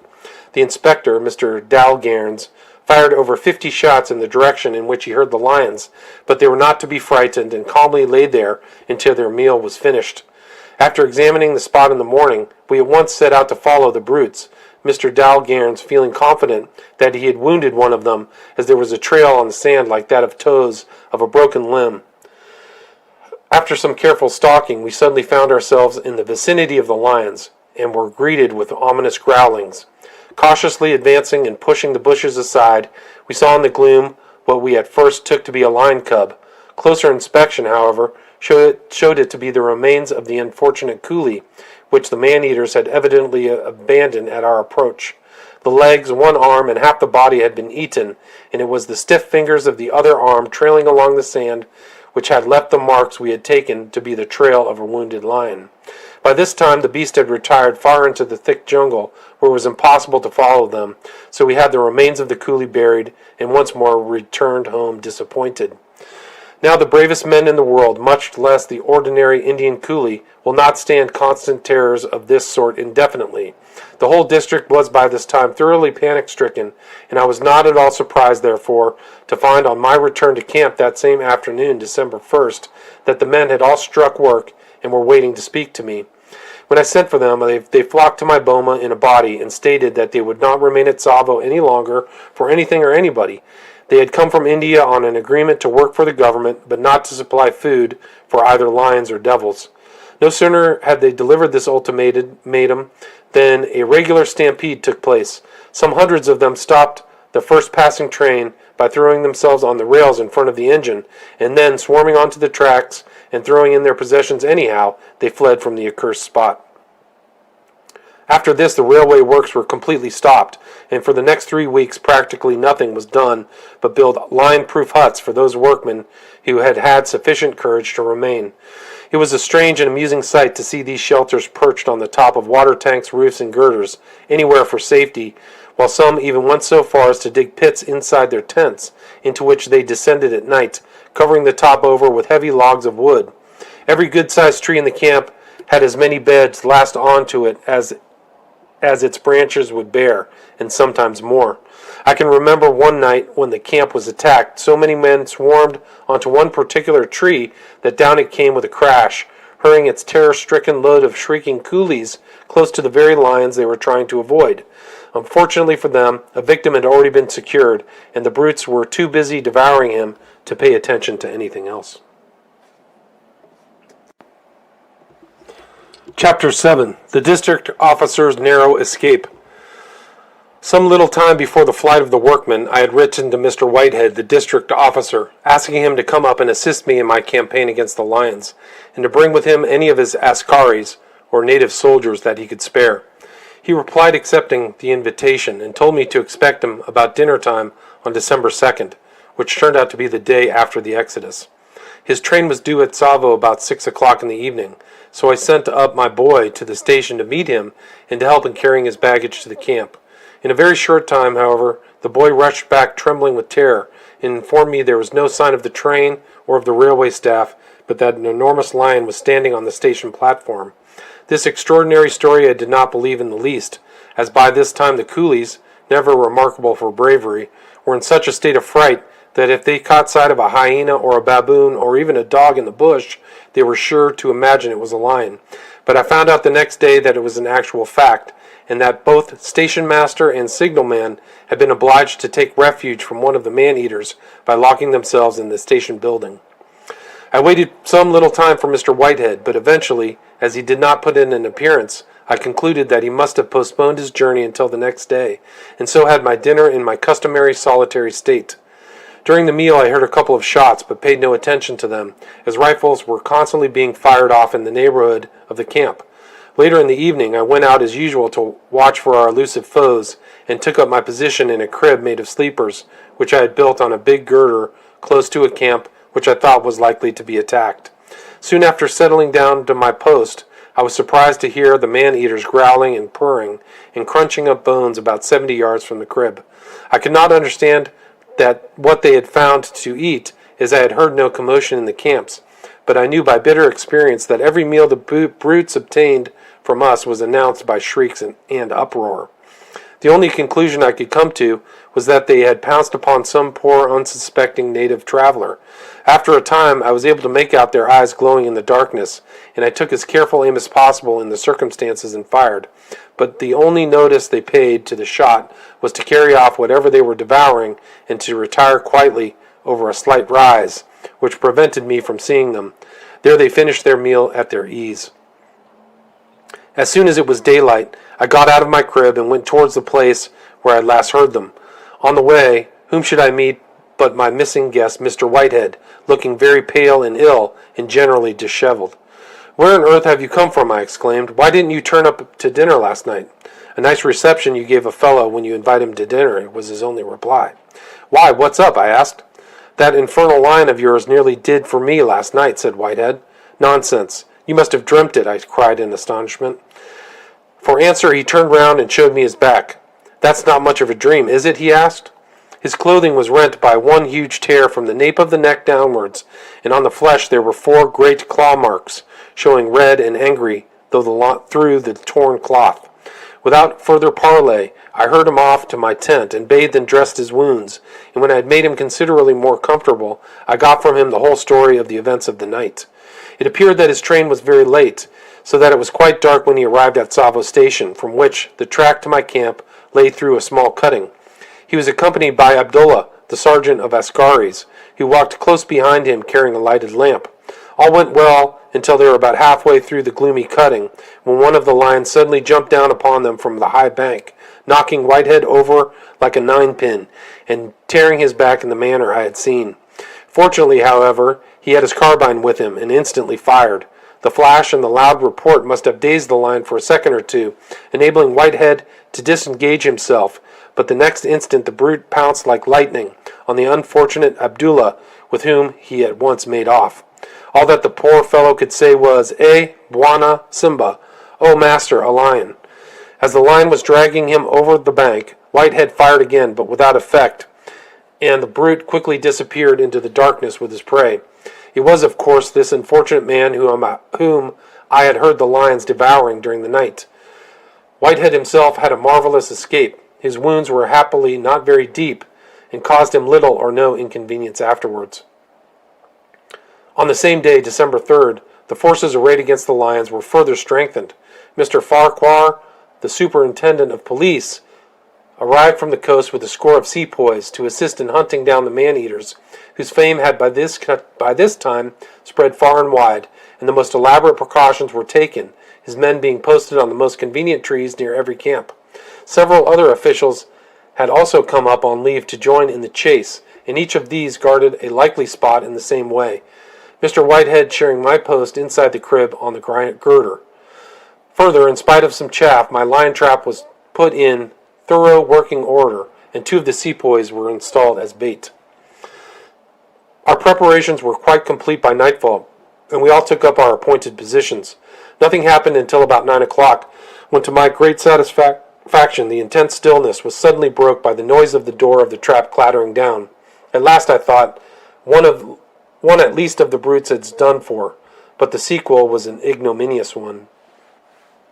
The bait, sepoys had a lamp burning inside their part of the cage, and were each armed with a Martini rifle, with plenty of ammunition. They had also been given strict orders to shoot at once if a lion should enter the trap.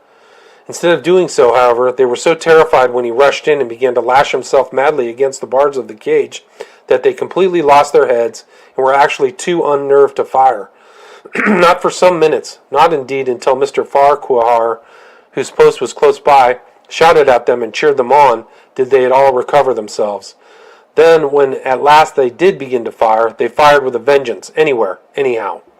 Whitehead and I were at right angles to the direction in which they should have shot, and yet their bullets came whistling all around us. Altogether they fired over a score of shots, and in the end succeeded only in blowing away one of the bars of the door, thus allowing our prize to make good his escape. How they failed to kill them several times over is, and always will be, a complete mystery to me, as they could have put the muzzles of their rifles absolutely touching his body. There was indeed some blood scattered about the trap, but it was small consolation to know that the brute, whose capture and death seemed so certain, had only been slightly wounded. Still, we were not unduly dejected, and when morning came, a hunt was at once arranged. Accordingly, we spent the greater part of the day on our hands and knees following the lions through the dense thickets of thorny jungle. But though we heard their growls from time to time, we never succeeded in actually coming up with them. Of the whole party, only Farquhar managed to catch a momentary glimpse of one of it bounded over a bush. 2 days more were spent in the same manner, and with equal unsuccess. Then Farquhar and his sepoys were obliged to return to the coast. Mr. Whitehead also departed for his district, and once again I was left alone with the man-eaters.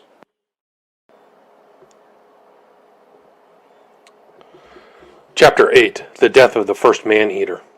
A day or two after the departure of my allies, as I was leaving my boma soon after dawn on December 9th, I heard a Swahili running excitedly towards me, shouting, "Simba, Simba, lion, lion," and every now and again looking behind him as he ran.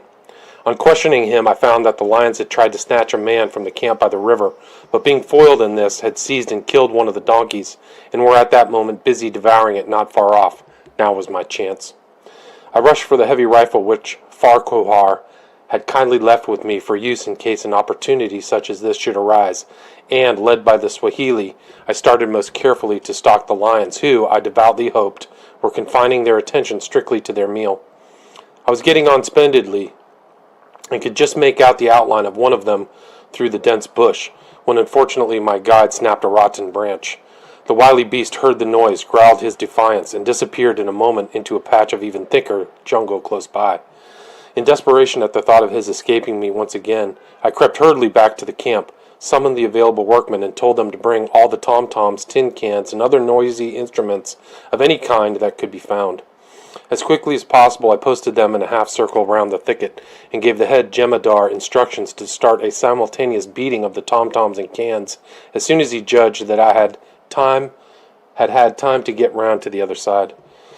I then crept round by myself, and soon found a good position, and one which the lion was most likely to retreat past, as it was in the middle of a broad animal path leading straight from the place where he was concealed. I lay down behind a small ant-hill and waited expectantly. Very soon I heard a tremendous din being raised by the advancing line of coolies, and almost immediately, to my intense joy, out into the open path stepped a huge maneless lion. It was the first occasion during all these trying months upon which I had had a fair chance at one of these brutes, and my satisfaction at the prospect of bagging him was unbounded. Slowly he advanced along the path, stopping every few seconds to look round. I was only partially concealed from view, and if his attention had not been so fully occupied by the noise behind him, he must have observed me.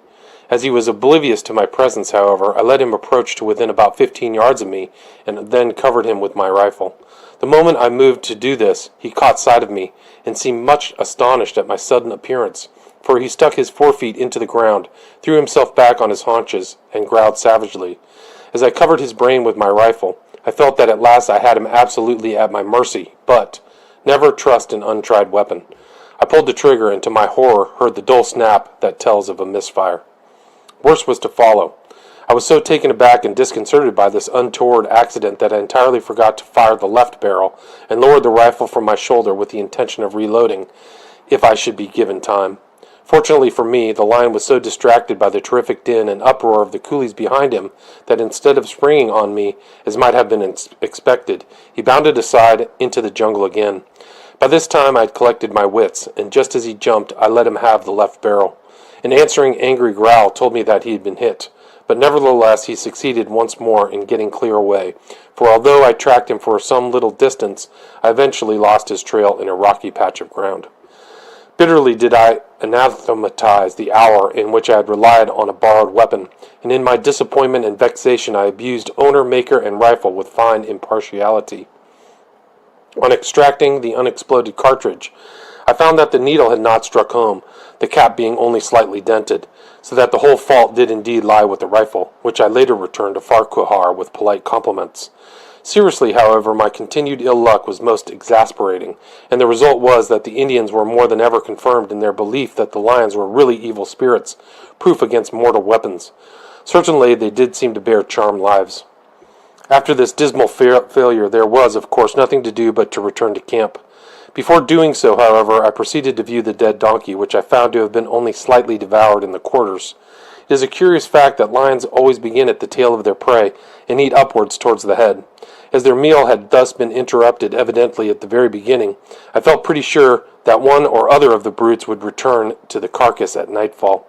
Accordingly, as there was no tree of any kind close at hand, I had a staging erected some 10 feet away from the body.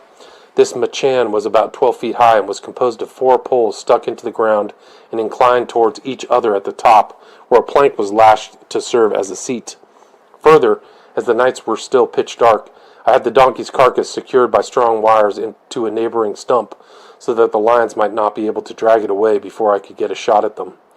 At sundown, therefore, I took up my position on my airy perch, and much to the disgust of my gun-bearer, Mahina, I decided to go alone. I would gladly have taken him with me indeed, but he had had a bad cough, and I was afraid lest he should make any involuntary noise or movement which might spoil all. Darkness fell almost immediately, and everything became extraordinarily still. The silence of an African jungle on a dark night needs to be experienced to be realized. It is most impressive, especially when one is absolutely alone and isolated from one's fellow creatures, as I was then. The solitude and stillness and the purpose of my vigil all had their effect on me, and from a condition of strained expectancy I gradually fell into a dreamy mood which harmonized well with my surroundings. Suddenly I was startled out of my reverie by the snapping of a twig, and straining my ears for a further sound, I fancied I could hear the rustling of a large body forcing its way through the bush. The man-eater, I thought to myself. Surely tonight my luck will change, and I shall bag one of the brutes. Profound silence again succeeded. I sat on my eyrie like a statue, every nerve tense with excitement. Very soon, however, all doubt as to the presence of the lion was dispelled. A deep, long-drawn sigh, a sure sign of hunger, came up from the bushes, and the rustling commenced again as he cautiously advanced. In a moment or two a sudden stop, followed by an angry growl, told me that my presence had been noticed, and I began to fear that disappointment awaited me once more. But no. Matters quickly took an unexpected turn. The hunter became the hunted, and instead of either making off or coming for the bait prepared for him, the lion began stealthily to stalk me. For about 2 hours he horrified me by slowly creeping round and round my crazy structure, gradually edging his way nearer and nearer. Every moment I expected him to rush it, and the staging had not been constructed with an eye to such a possibility. If one of the rather flimsy poles should break, or the lion should spring the 12 feet which separated me from the ground, the thought was scarcely a pleasant one. I began to feel distinctly creepy, and heartily repented my folly in having placed myself in such a dangerous position. I kept perfectly still, however, hardly daring even to blink my eyes, but the long-continued strain was telling on my nerves, and my feelings may be better imagined than described, when about midnight suddenly something came flop and struck me on the back of the head. For a moment I was so terrified that I nearly fell off the plank, as I thought that the lion had sprung on me from behind. Regaining my senses in a second or two, I realized that I had been hit by nothing more formidable than an owl, which had doubtless mistaken me for the branch of a tree. Not a very alarming thing to happen in ordinary circumstances, I admit, but coming at the time it did, it almost paralyzed me. The involuntary start which I could not help giving was immediately answered by a sinister growl from below. After this I again kept as still as I could, though absolutely trembling with excitement, and in a short while I heard the lion begin to creep stealthily towards me. I could barely make out his form as he crouched among the whitish undergrowth, but I saw enough for my purpose, and before he could come any nearer, I took careful aim and pulled the trigger. The sound of the shot was at once followed by a most terrific roar, and then I could hear him leaping about in all directions. I was no longer able to see him, however, as his first bound had taken him into the thick bush. But to make assurance doubly sure, I kept blazing away in the direction in which I heard him plunging about. At length came a series of mighty groans, gradually subsiding into deep sighs, and finally ceasing altogether. I felt convinced that one of the devils, who had so long harried us, would trouble us no more. As soon as I ceased firing, a tumult of inquiring voices was borne across the dark jungle from the men in the camp about a quarter of a mile away. I shouted back that I was safe and sound, and that one of the lions was dead, whereupon such a mighty cheer went up from all the camps as must have astonished the denizens of the jungle for miles around. Shortly I saw scores of lights twinkling through the bushes. Every man in camp turned out, with tom-toms beating and horns blowing, came running to the scene. They surrounded my eyrie, and to my amazement prostrated themselves on the ground before me, saluting me with cries of Mubarak, Mubarak, which I believe means Blessed One or Savior. All the same, I refused to allow any search to be made that night for the body of the lion, in case his companion might be close by. Besides, it was possible that he might still be alive, capable of making a last spring. Accordingly, we all returned in triumph to the camp, where great rejoicings were kept up for the remainder of the night, the Swahili and other African natives celebrating the occasion by an especially wild and savage dance. For my part, I anxiously awaited the dawn, and even before it was thoroughly light, I was on my way to the eventful spot, as I could not completely persuade myself that even yet the devil might not have eluded me in some uncanny and mysterious way. Happily my fears proved groundless, and I was relieved to find that my luck, after playing me so many exasperating tricks, had really turned at last. I had scarcely traced the blood for more than a few paces when, on rounding a bush, I was startled to see a huge lion right in front of me, seemingly alive and crouching for a spring. On looking closer, however, I satisfied myself that he was really and truly stone dead, whereupon my followers crowded round, laughed and danced and shouted with joy like children, and bore me in triumph shoulder high round the dead body. These thanksgiving ceremonies being over, I examined the body and found that 2 bullets had taken effect, one close behind the left shoulder, evidently penetrating the heart, and the other in the off hind leg. The prize was indeed one to be proud of. His length from tip to nose to tip of tail was 9 feet 8 inches. He stood 3 feet 9 inches high, and it took 8 men to carry him back to camp. The only blemish was that the skin was much scored by the boma thorns through which he had so often forced his way in carrying off his victims. The news of the death of one of the notorious man-eaters soon spread far and wide over the country.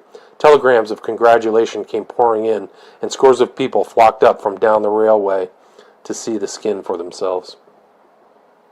Chapter 9. The Death of the Second Man-Eater. It must not be imagined that with the death of this lion our troubles at Tsavo were at an end.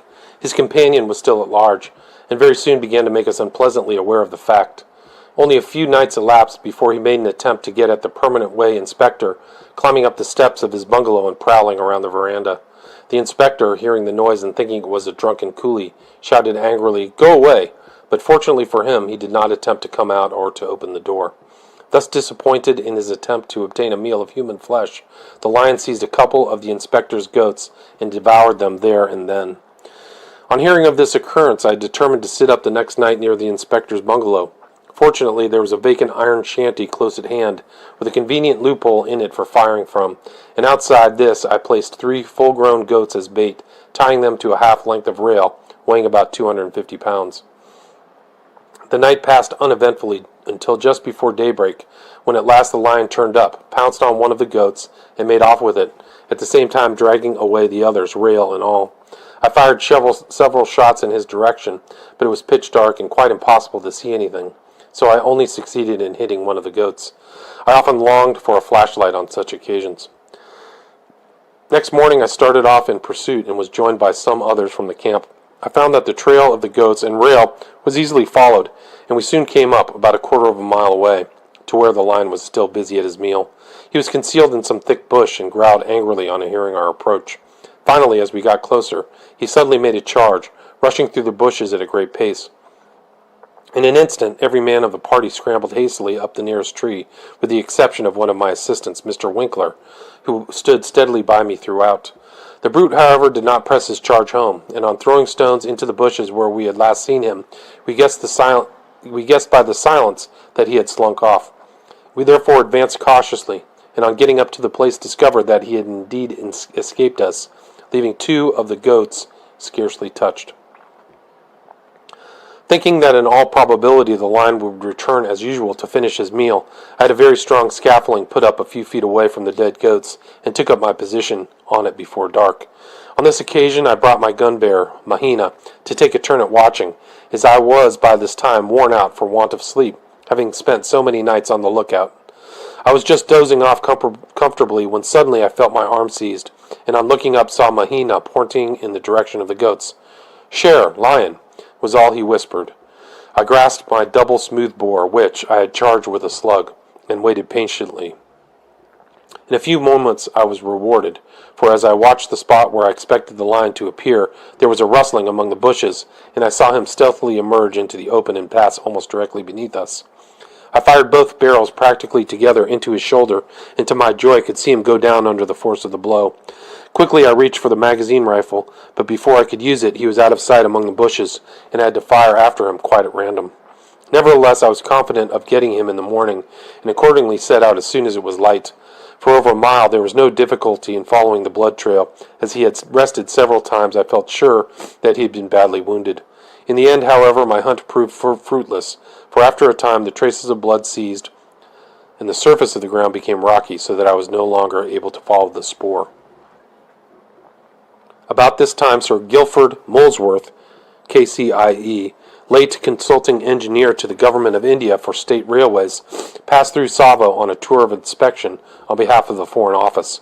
After examining the bridge and other works and expressing his satisfaction, he took a number of photographs, 1 or 2 of which he has kindly allowed me to reproduce in this book. He thoroughly sympathized with all of us in the trials we had endured from the man-eaters, and was delighted that one at least was dead. When he asked me if I expected to get the second lion soon, I remember his half-a-doubting smile as I rather too confidently asserted that I hoped to bag him also in the course of a few days. As it happened, there was no sign of our enemy for about 10 days after this, and we began to hope that he had died of his wounds in the bush. All the same, we took every precaution at night, and it was fortunate that we did so, as otherwise at least one more victim would have been added to the list. For on the night of December 27th, I was suddenly aroused by terrified shouts from my trolley men, who slept in a tree close to outside my boma, to the effect that a lion was trying to get at them. It would have been madness to have gone out, as the moon was hidden by dense clouds, and it was absolutely impossible to see anything more than a yard in front of one. So all I could do was to fire off a few rounds just to frighten the brute away. This apparently had the desired effect, for the men were not further molested that night, but the man-eater had evidently prowled about for some time, and we found in the morning that he had gone right into every one of their tents, and round the tree was a regular ring of his footmarks. The following evening I took up my position in this same tree in the hope that he would make another attempt. The night began badly, as, while climbing up to my perch, I very nearly put my hand on a venomous snake, which was lying coiled around one of the branches. As may be imagined, I came down again very quickly, but one of my men managed to dispatch it with the long pole. Fortunately, the night was clear and cloudless, and the moon made everything almost as bright as day. I kept watch until about 2 a.m., when I roused Mahina to take his turn. For about an hour I slept peacefully with my back to the tree, then woke suddenly with an uncanny feeling that something was wrong. Mahina, however, was on the alert and had seen nothing, and although I looked carefully around us on all sides, I too could discover nothing unusual. Only half satisfied, I was about to lie back again, when I fancied I saw something move a little way off from the low bushes. On gazing intently at the spot for a few seconds, I found I was not mistaken. He was the man-eater, cautiously stalking us. The ground was fairly open round our tree, with only a small bush every here and there, and from our position it was a most fascinating sight to watch this great brute stealing stealthily around us, taking advantage of every bit of cover as he came. His skill showed that he was an old hand at the terrible game of man-hunting, so I determined to run no undue risk of losing him this time. I accordingly waited until he got quite close, about 20 yards away, and then fired my .30-30 at his chest. I heard the bullet strike him, but unfortunately it had no knockdown effect, for with a fierce growl he turned and made off with a great long bounds. Before he disappeared from sight, however, I managed to have 3 more shots at him from the magazine rifle, and another growl told me that the last of these had also taken effect. Daylight with impatience, and at the first glimmer of dawn we set out to hunt him down. I took a native tracker with me so that I was free to keep a good lookout, while Mahina followed immediately behind with a Martini carbine. Splashes of blood being plentiful, we were able to get along quickly, and we had not proceeded more than a quarter of a mile through the jungle when suddenly a fierce warning growl was heard right in front of us. Looking cautiously through the bushes, I could see the man-eater glaring out in our direction and showing his tusks in an angry snarl. I at once took careful aim and fired. Instantly he sprang out and made a most determined charge down on us. I fired again and knocked him over, but in a second he was up once more and coming for me as fast as he could in his crippled condition. A third shot had no apparent effect, so I put out my hand for the Martini, hoping to stop him with it. To my dismay, however, it was not there. The terror of the sudden charge had proved too much for the Mahina, and both he and the carbine were by this time well on their way up a tree. In the circumstances there was nothing to do but follow suit, which I did without loss of time, and but for the fact that one of my shots had broken a hind leg, the brute would most certainly have had me. Even as it was, I had barely time to swing myself up and out of his reach before he arrived at the foot of the tree. When the lion found he was too late, he started to limp back to the thicket, but by this time I had seized the carbine from Mahina, and the first shot I fired from it seemed to give him his quietus, for he fell over and lay motionless. Rather foolishly, I at once scrambled down from the tree and walked up towards him. To my surprise and no little alarm, he jumped up and attempted another charge. This time, however, a Martini bullet in the chest and another in the head finished him for good and all. He dropped in his tracks not 5 yards away from me, and died gamely, biting savagely at a branch which had fallen to the ground. By this time all the workmen in camp, attracted by the sound of the firing, had arrived on the scene, and so great was their resentment against the brute who had killed such numbers of their comrades, that it was only with the greatest difficulty that I could restrain them from tearing the dead body to pieces. Eventually, amid the wild rejoicings of the natives and coolies, I had the lion carried to my boma, which was close at hand. On examination, we found no less than 6 bullet holes in the body, and embedded only a little way in the flesh of the back was the slug which I had fired into him from the scaffolding about 10 days previously.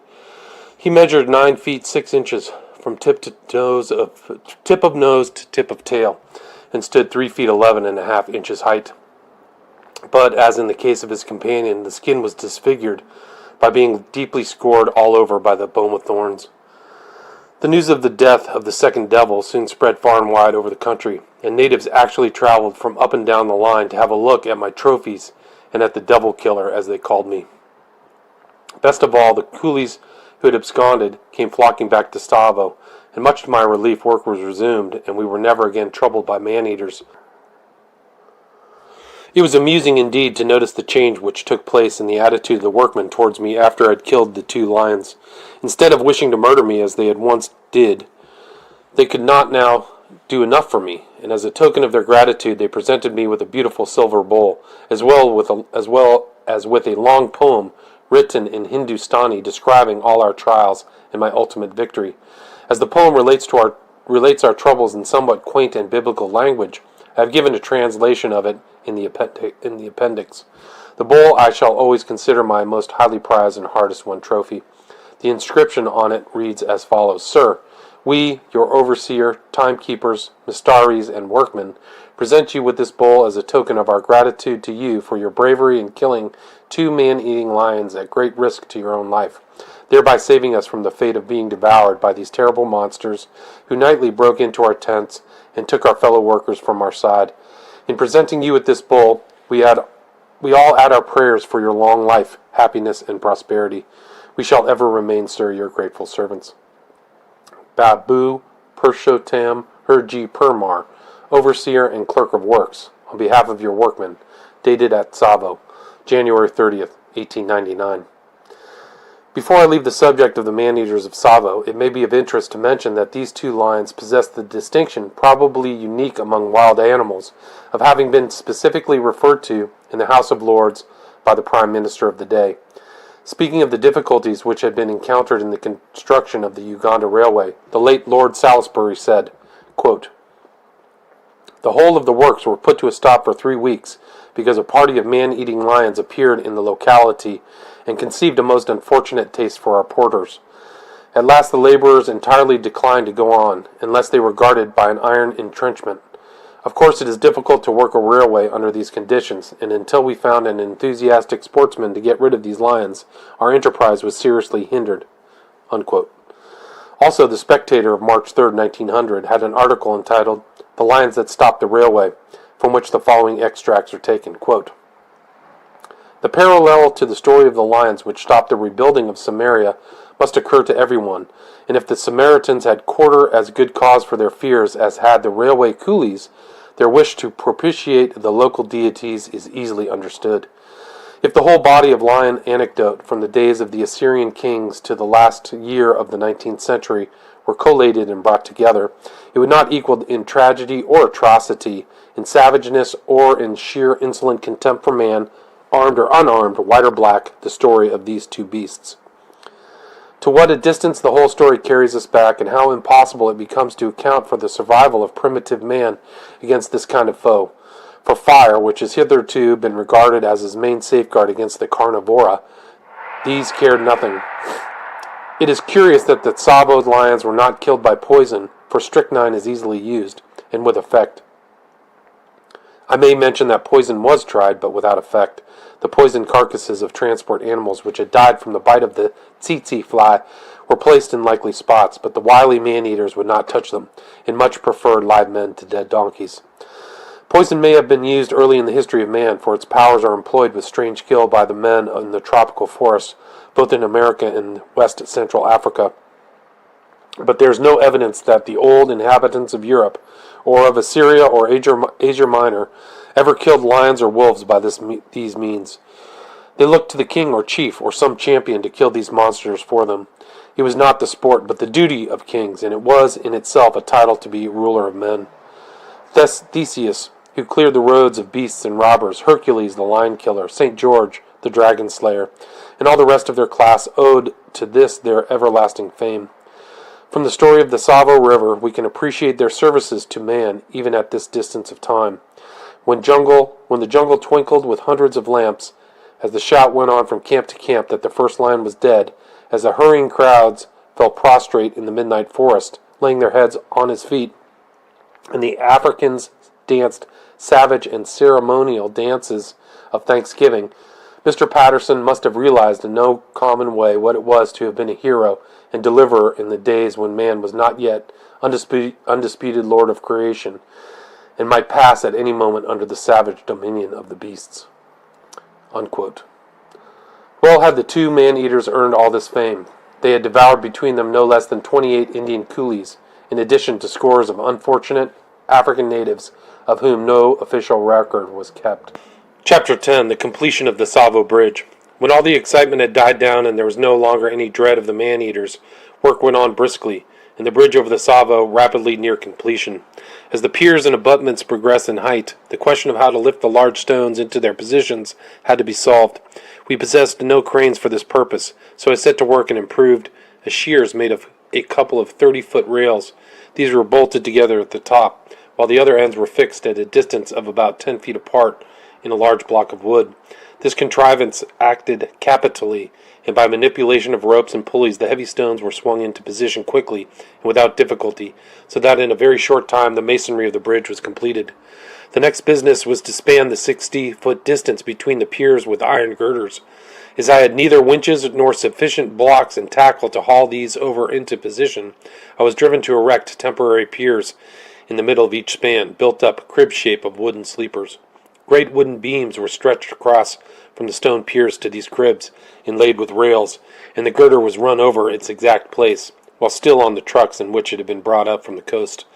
It was next jacked up from the trucks, which were hauled away empty, and the temporary bridge was dismantled, and the girder finally lowered gently into position. When the last girder was thus successfully placed, no time was lost in linking up the permanent way, and very soon I had the satisfaction of seeing the first train cross the finished work. Curiously enough, only a day or so after the bridge had been completed and the intermediate cribs cleared away, a tremendous rainstorm broke over the country. The river started to rise rapidly, soon flooding its banks and becoming a raging, murky torrent, tearing up trees by the roots and whirling them along like straws. Steadily higher and higher rose the flood, and standing on my bridge I watched expectantly for the two temporary trolley bridges, which, it will be remembered, we had built across the stream in order to bring stone and sand to the main work, to give way before the ever-rising volume of water. Nor had I long to wait, for soon I caught sight of a solid mass of palm stems and railway sleepers sweeping with almost irresistible force round the bend of the river some distance above the bridge. This I knew was the debris of the trolley crossing furthest up the river, and on it came, and with it an additional bank of stormy-looking water. I held my breath for the space of a moment as it actually leapt at the second frail structure. There was a dull thud and a rending and riving of timbers, and then the flood rolled on towards me, leaving not a vestige of the two bridges behind it. The impact, indeed, was so great that the rails were twisted round the broken tree trunks as if they had been so much ordinary wire. The double tier of wreckage now swept forward, and hurled itself with a sullen plunge against the cutwaters of my stone piers. The shock was great, but to my immense satisfaction, the bridge took it without a tremor, and I saw the remnant of the temporary crossing swirl through the great spans and quickly disappear on its journey to the ocean. I confessed that I witnessed the whole occurrence with a thrill of pride. We were never long without excitement of some kind or another at Tsavo. When the camp was not being attacked by man-eating lions, it was visited by leopards, hyenas, wild dogs, wild cats, and other inhabitants of the jungle around us. These animals did a great deal of damage to the herds of sheep and goats which were kept to supply the commissariat, and there was always great rejoicing when a capture was made in one of the many traps that were laid for them. Leopards especially are most destructive, often killing for pleasure and not for food, and I have always harbored animosity towards them since the night when one wantonly destroyed a whole herd of mine. I happened at the time to have a flock of about 30 sheep and goats, which I kept for food and for milk, and which were secured at sundown in a grass hut at one corner of my boma. One particularly dark night we were startled by a tremendous commotion in the shed, but as this was before the man-eaters were killed and no one dared stir out to investigate the cause of the disturbance, I naturally thought that the intruder was one of the demons, but all I could do was to fire several shots in the direction of the hut, hoping to frighten him away. In spite of these, however, it was some time before the noise died down and everything became still again. As soon as it was dawn, I went to the shed to see what had happened, and there, to my intense anger, I found every one of my sheep and goats lying stretched dead on the ground with its throat bitten through. A hole had been made through the frail wall of the shed, and I saw from this and from the tracks all around that the author of the wholesale slaughter had been a leopard. He had not eaten one of the flock, but had killed them all out of pure love of destruction. I hoped that he would return the next night to make a meal, and should he do so, I determined to have my revenge. I accordingly left the carcasses exactly as they lay, and having a very powerful steel trap, like an enormous rat trap, and quite strong enough to hold a leopard if he should put his foot in it, I placed this in the opening into the shed, and secured it by a stout chain to a long stake driven into the ground outside. Darkness found everyone in my boma on the alert and listening anxiously to hear the noise the leopard would make the moment he was caught in the trap. Nor were we disappointed, for about midnight we heard the click of the powerful spring, followed immediately by frantic roaring and plunging. I had been sitting all evening with my rifle by my side and a lantern lighted, so I immediately rushed out, followed by the chowkidar watchman carrying the lamp. As we approached the shed, the leopard made a frantic spring in our direction as far as the chain would allow him, and this so frightened the chowkidar that he fled in terror, leaving me in utter darkness. The night was as black as it had been the previous one, and I could see absolutely nothing. But I knew the general direction in which to fire, and accordingly emptied my magazine at the beast. As far as I could make out, he kept dodging in and out through the broken wall of the goat house, but in a short time my shots evidently told, as the struggle ceased and all was still. I called out that he was dead, and at once everyone in the boma turned out, bringing all the lanterns in place. With the others came my Indian overseer, who shouted that he too wanted revenge, as some of the goats had belonged to him. Whereupon he leveled his revolver at the dead leopard, and shutting his eyes tightly, fired 4 shots in rapid succession. Naturally not one of these touched the beast, but they caused considerable consternation amongst the onlookers, who scattered rapidly right to left. Next morning a party of starving Wakamba happened to be passing just as I was about to skin the leopard, and asked by means of signs to be allowed to do the job for me, and then to take the meat. I of course assented to this proposal, and in a very few minutes the skin had been neatly taken off, and the famishing natives began a ravenous meal on the raw flesh. Wild dogs are also very destructive, and often cause great losses among our sheep and goats. Many a night I have listened to these animals hunting and harrying some poor creature of the wilds around my camp. They never relinquish a chase, and will attack anything, man or beast, when really driven by hunger. I was at Tsavo station one day, unfortunately without my rifle, when one of these dogs came up and stood within about 30 yards of me. He was a fine-looking beast, bigger than a collie, with jet black hair and white-tipped bushy tail. I was very sorry that I had not brought my rifle, as I badly wanted a specimen and never had another chance of obtaining one.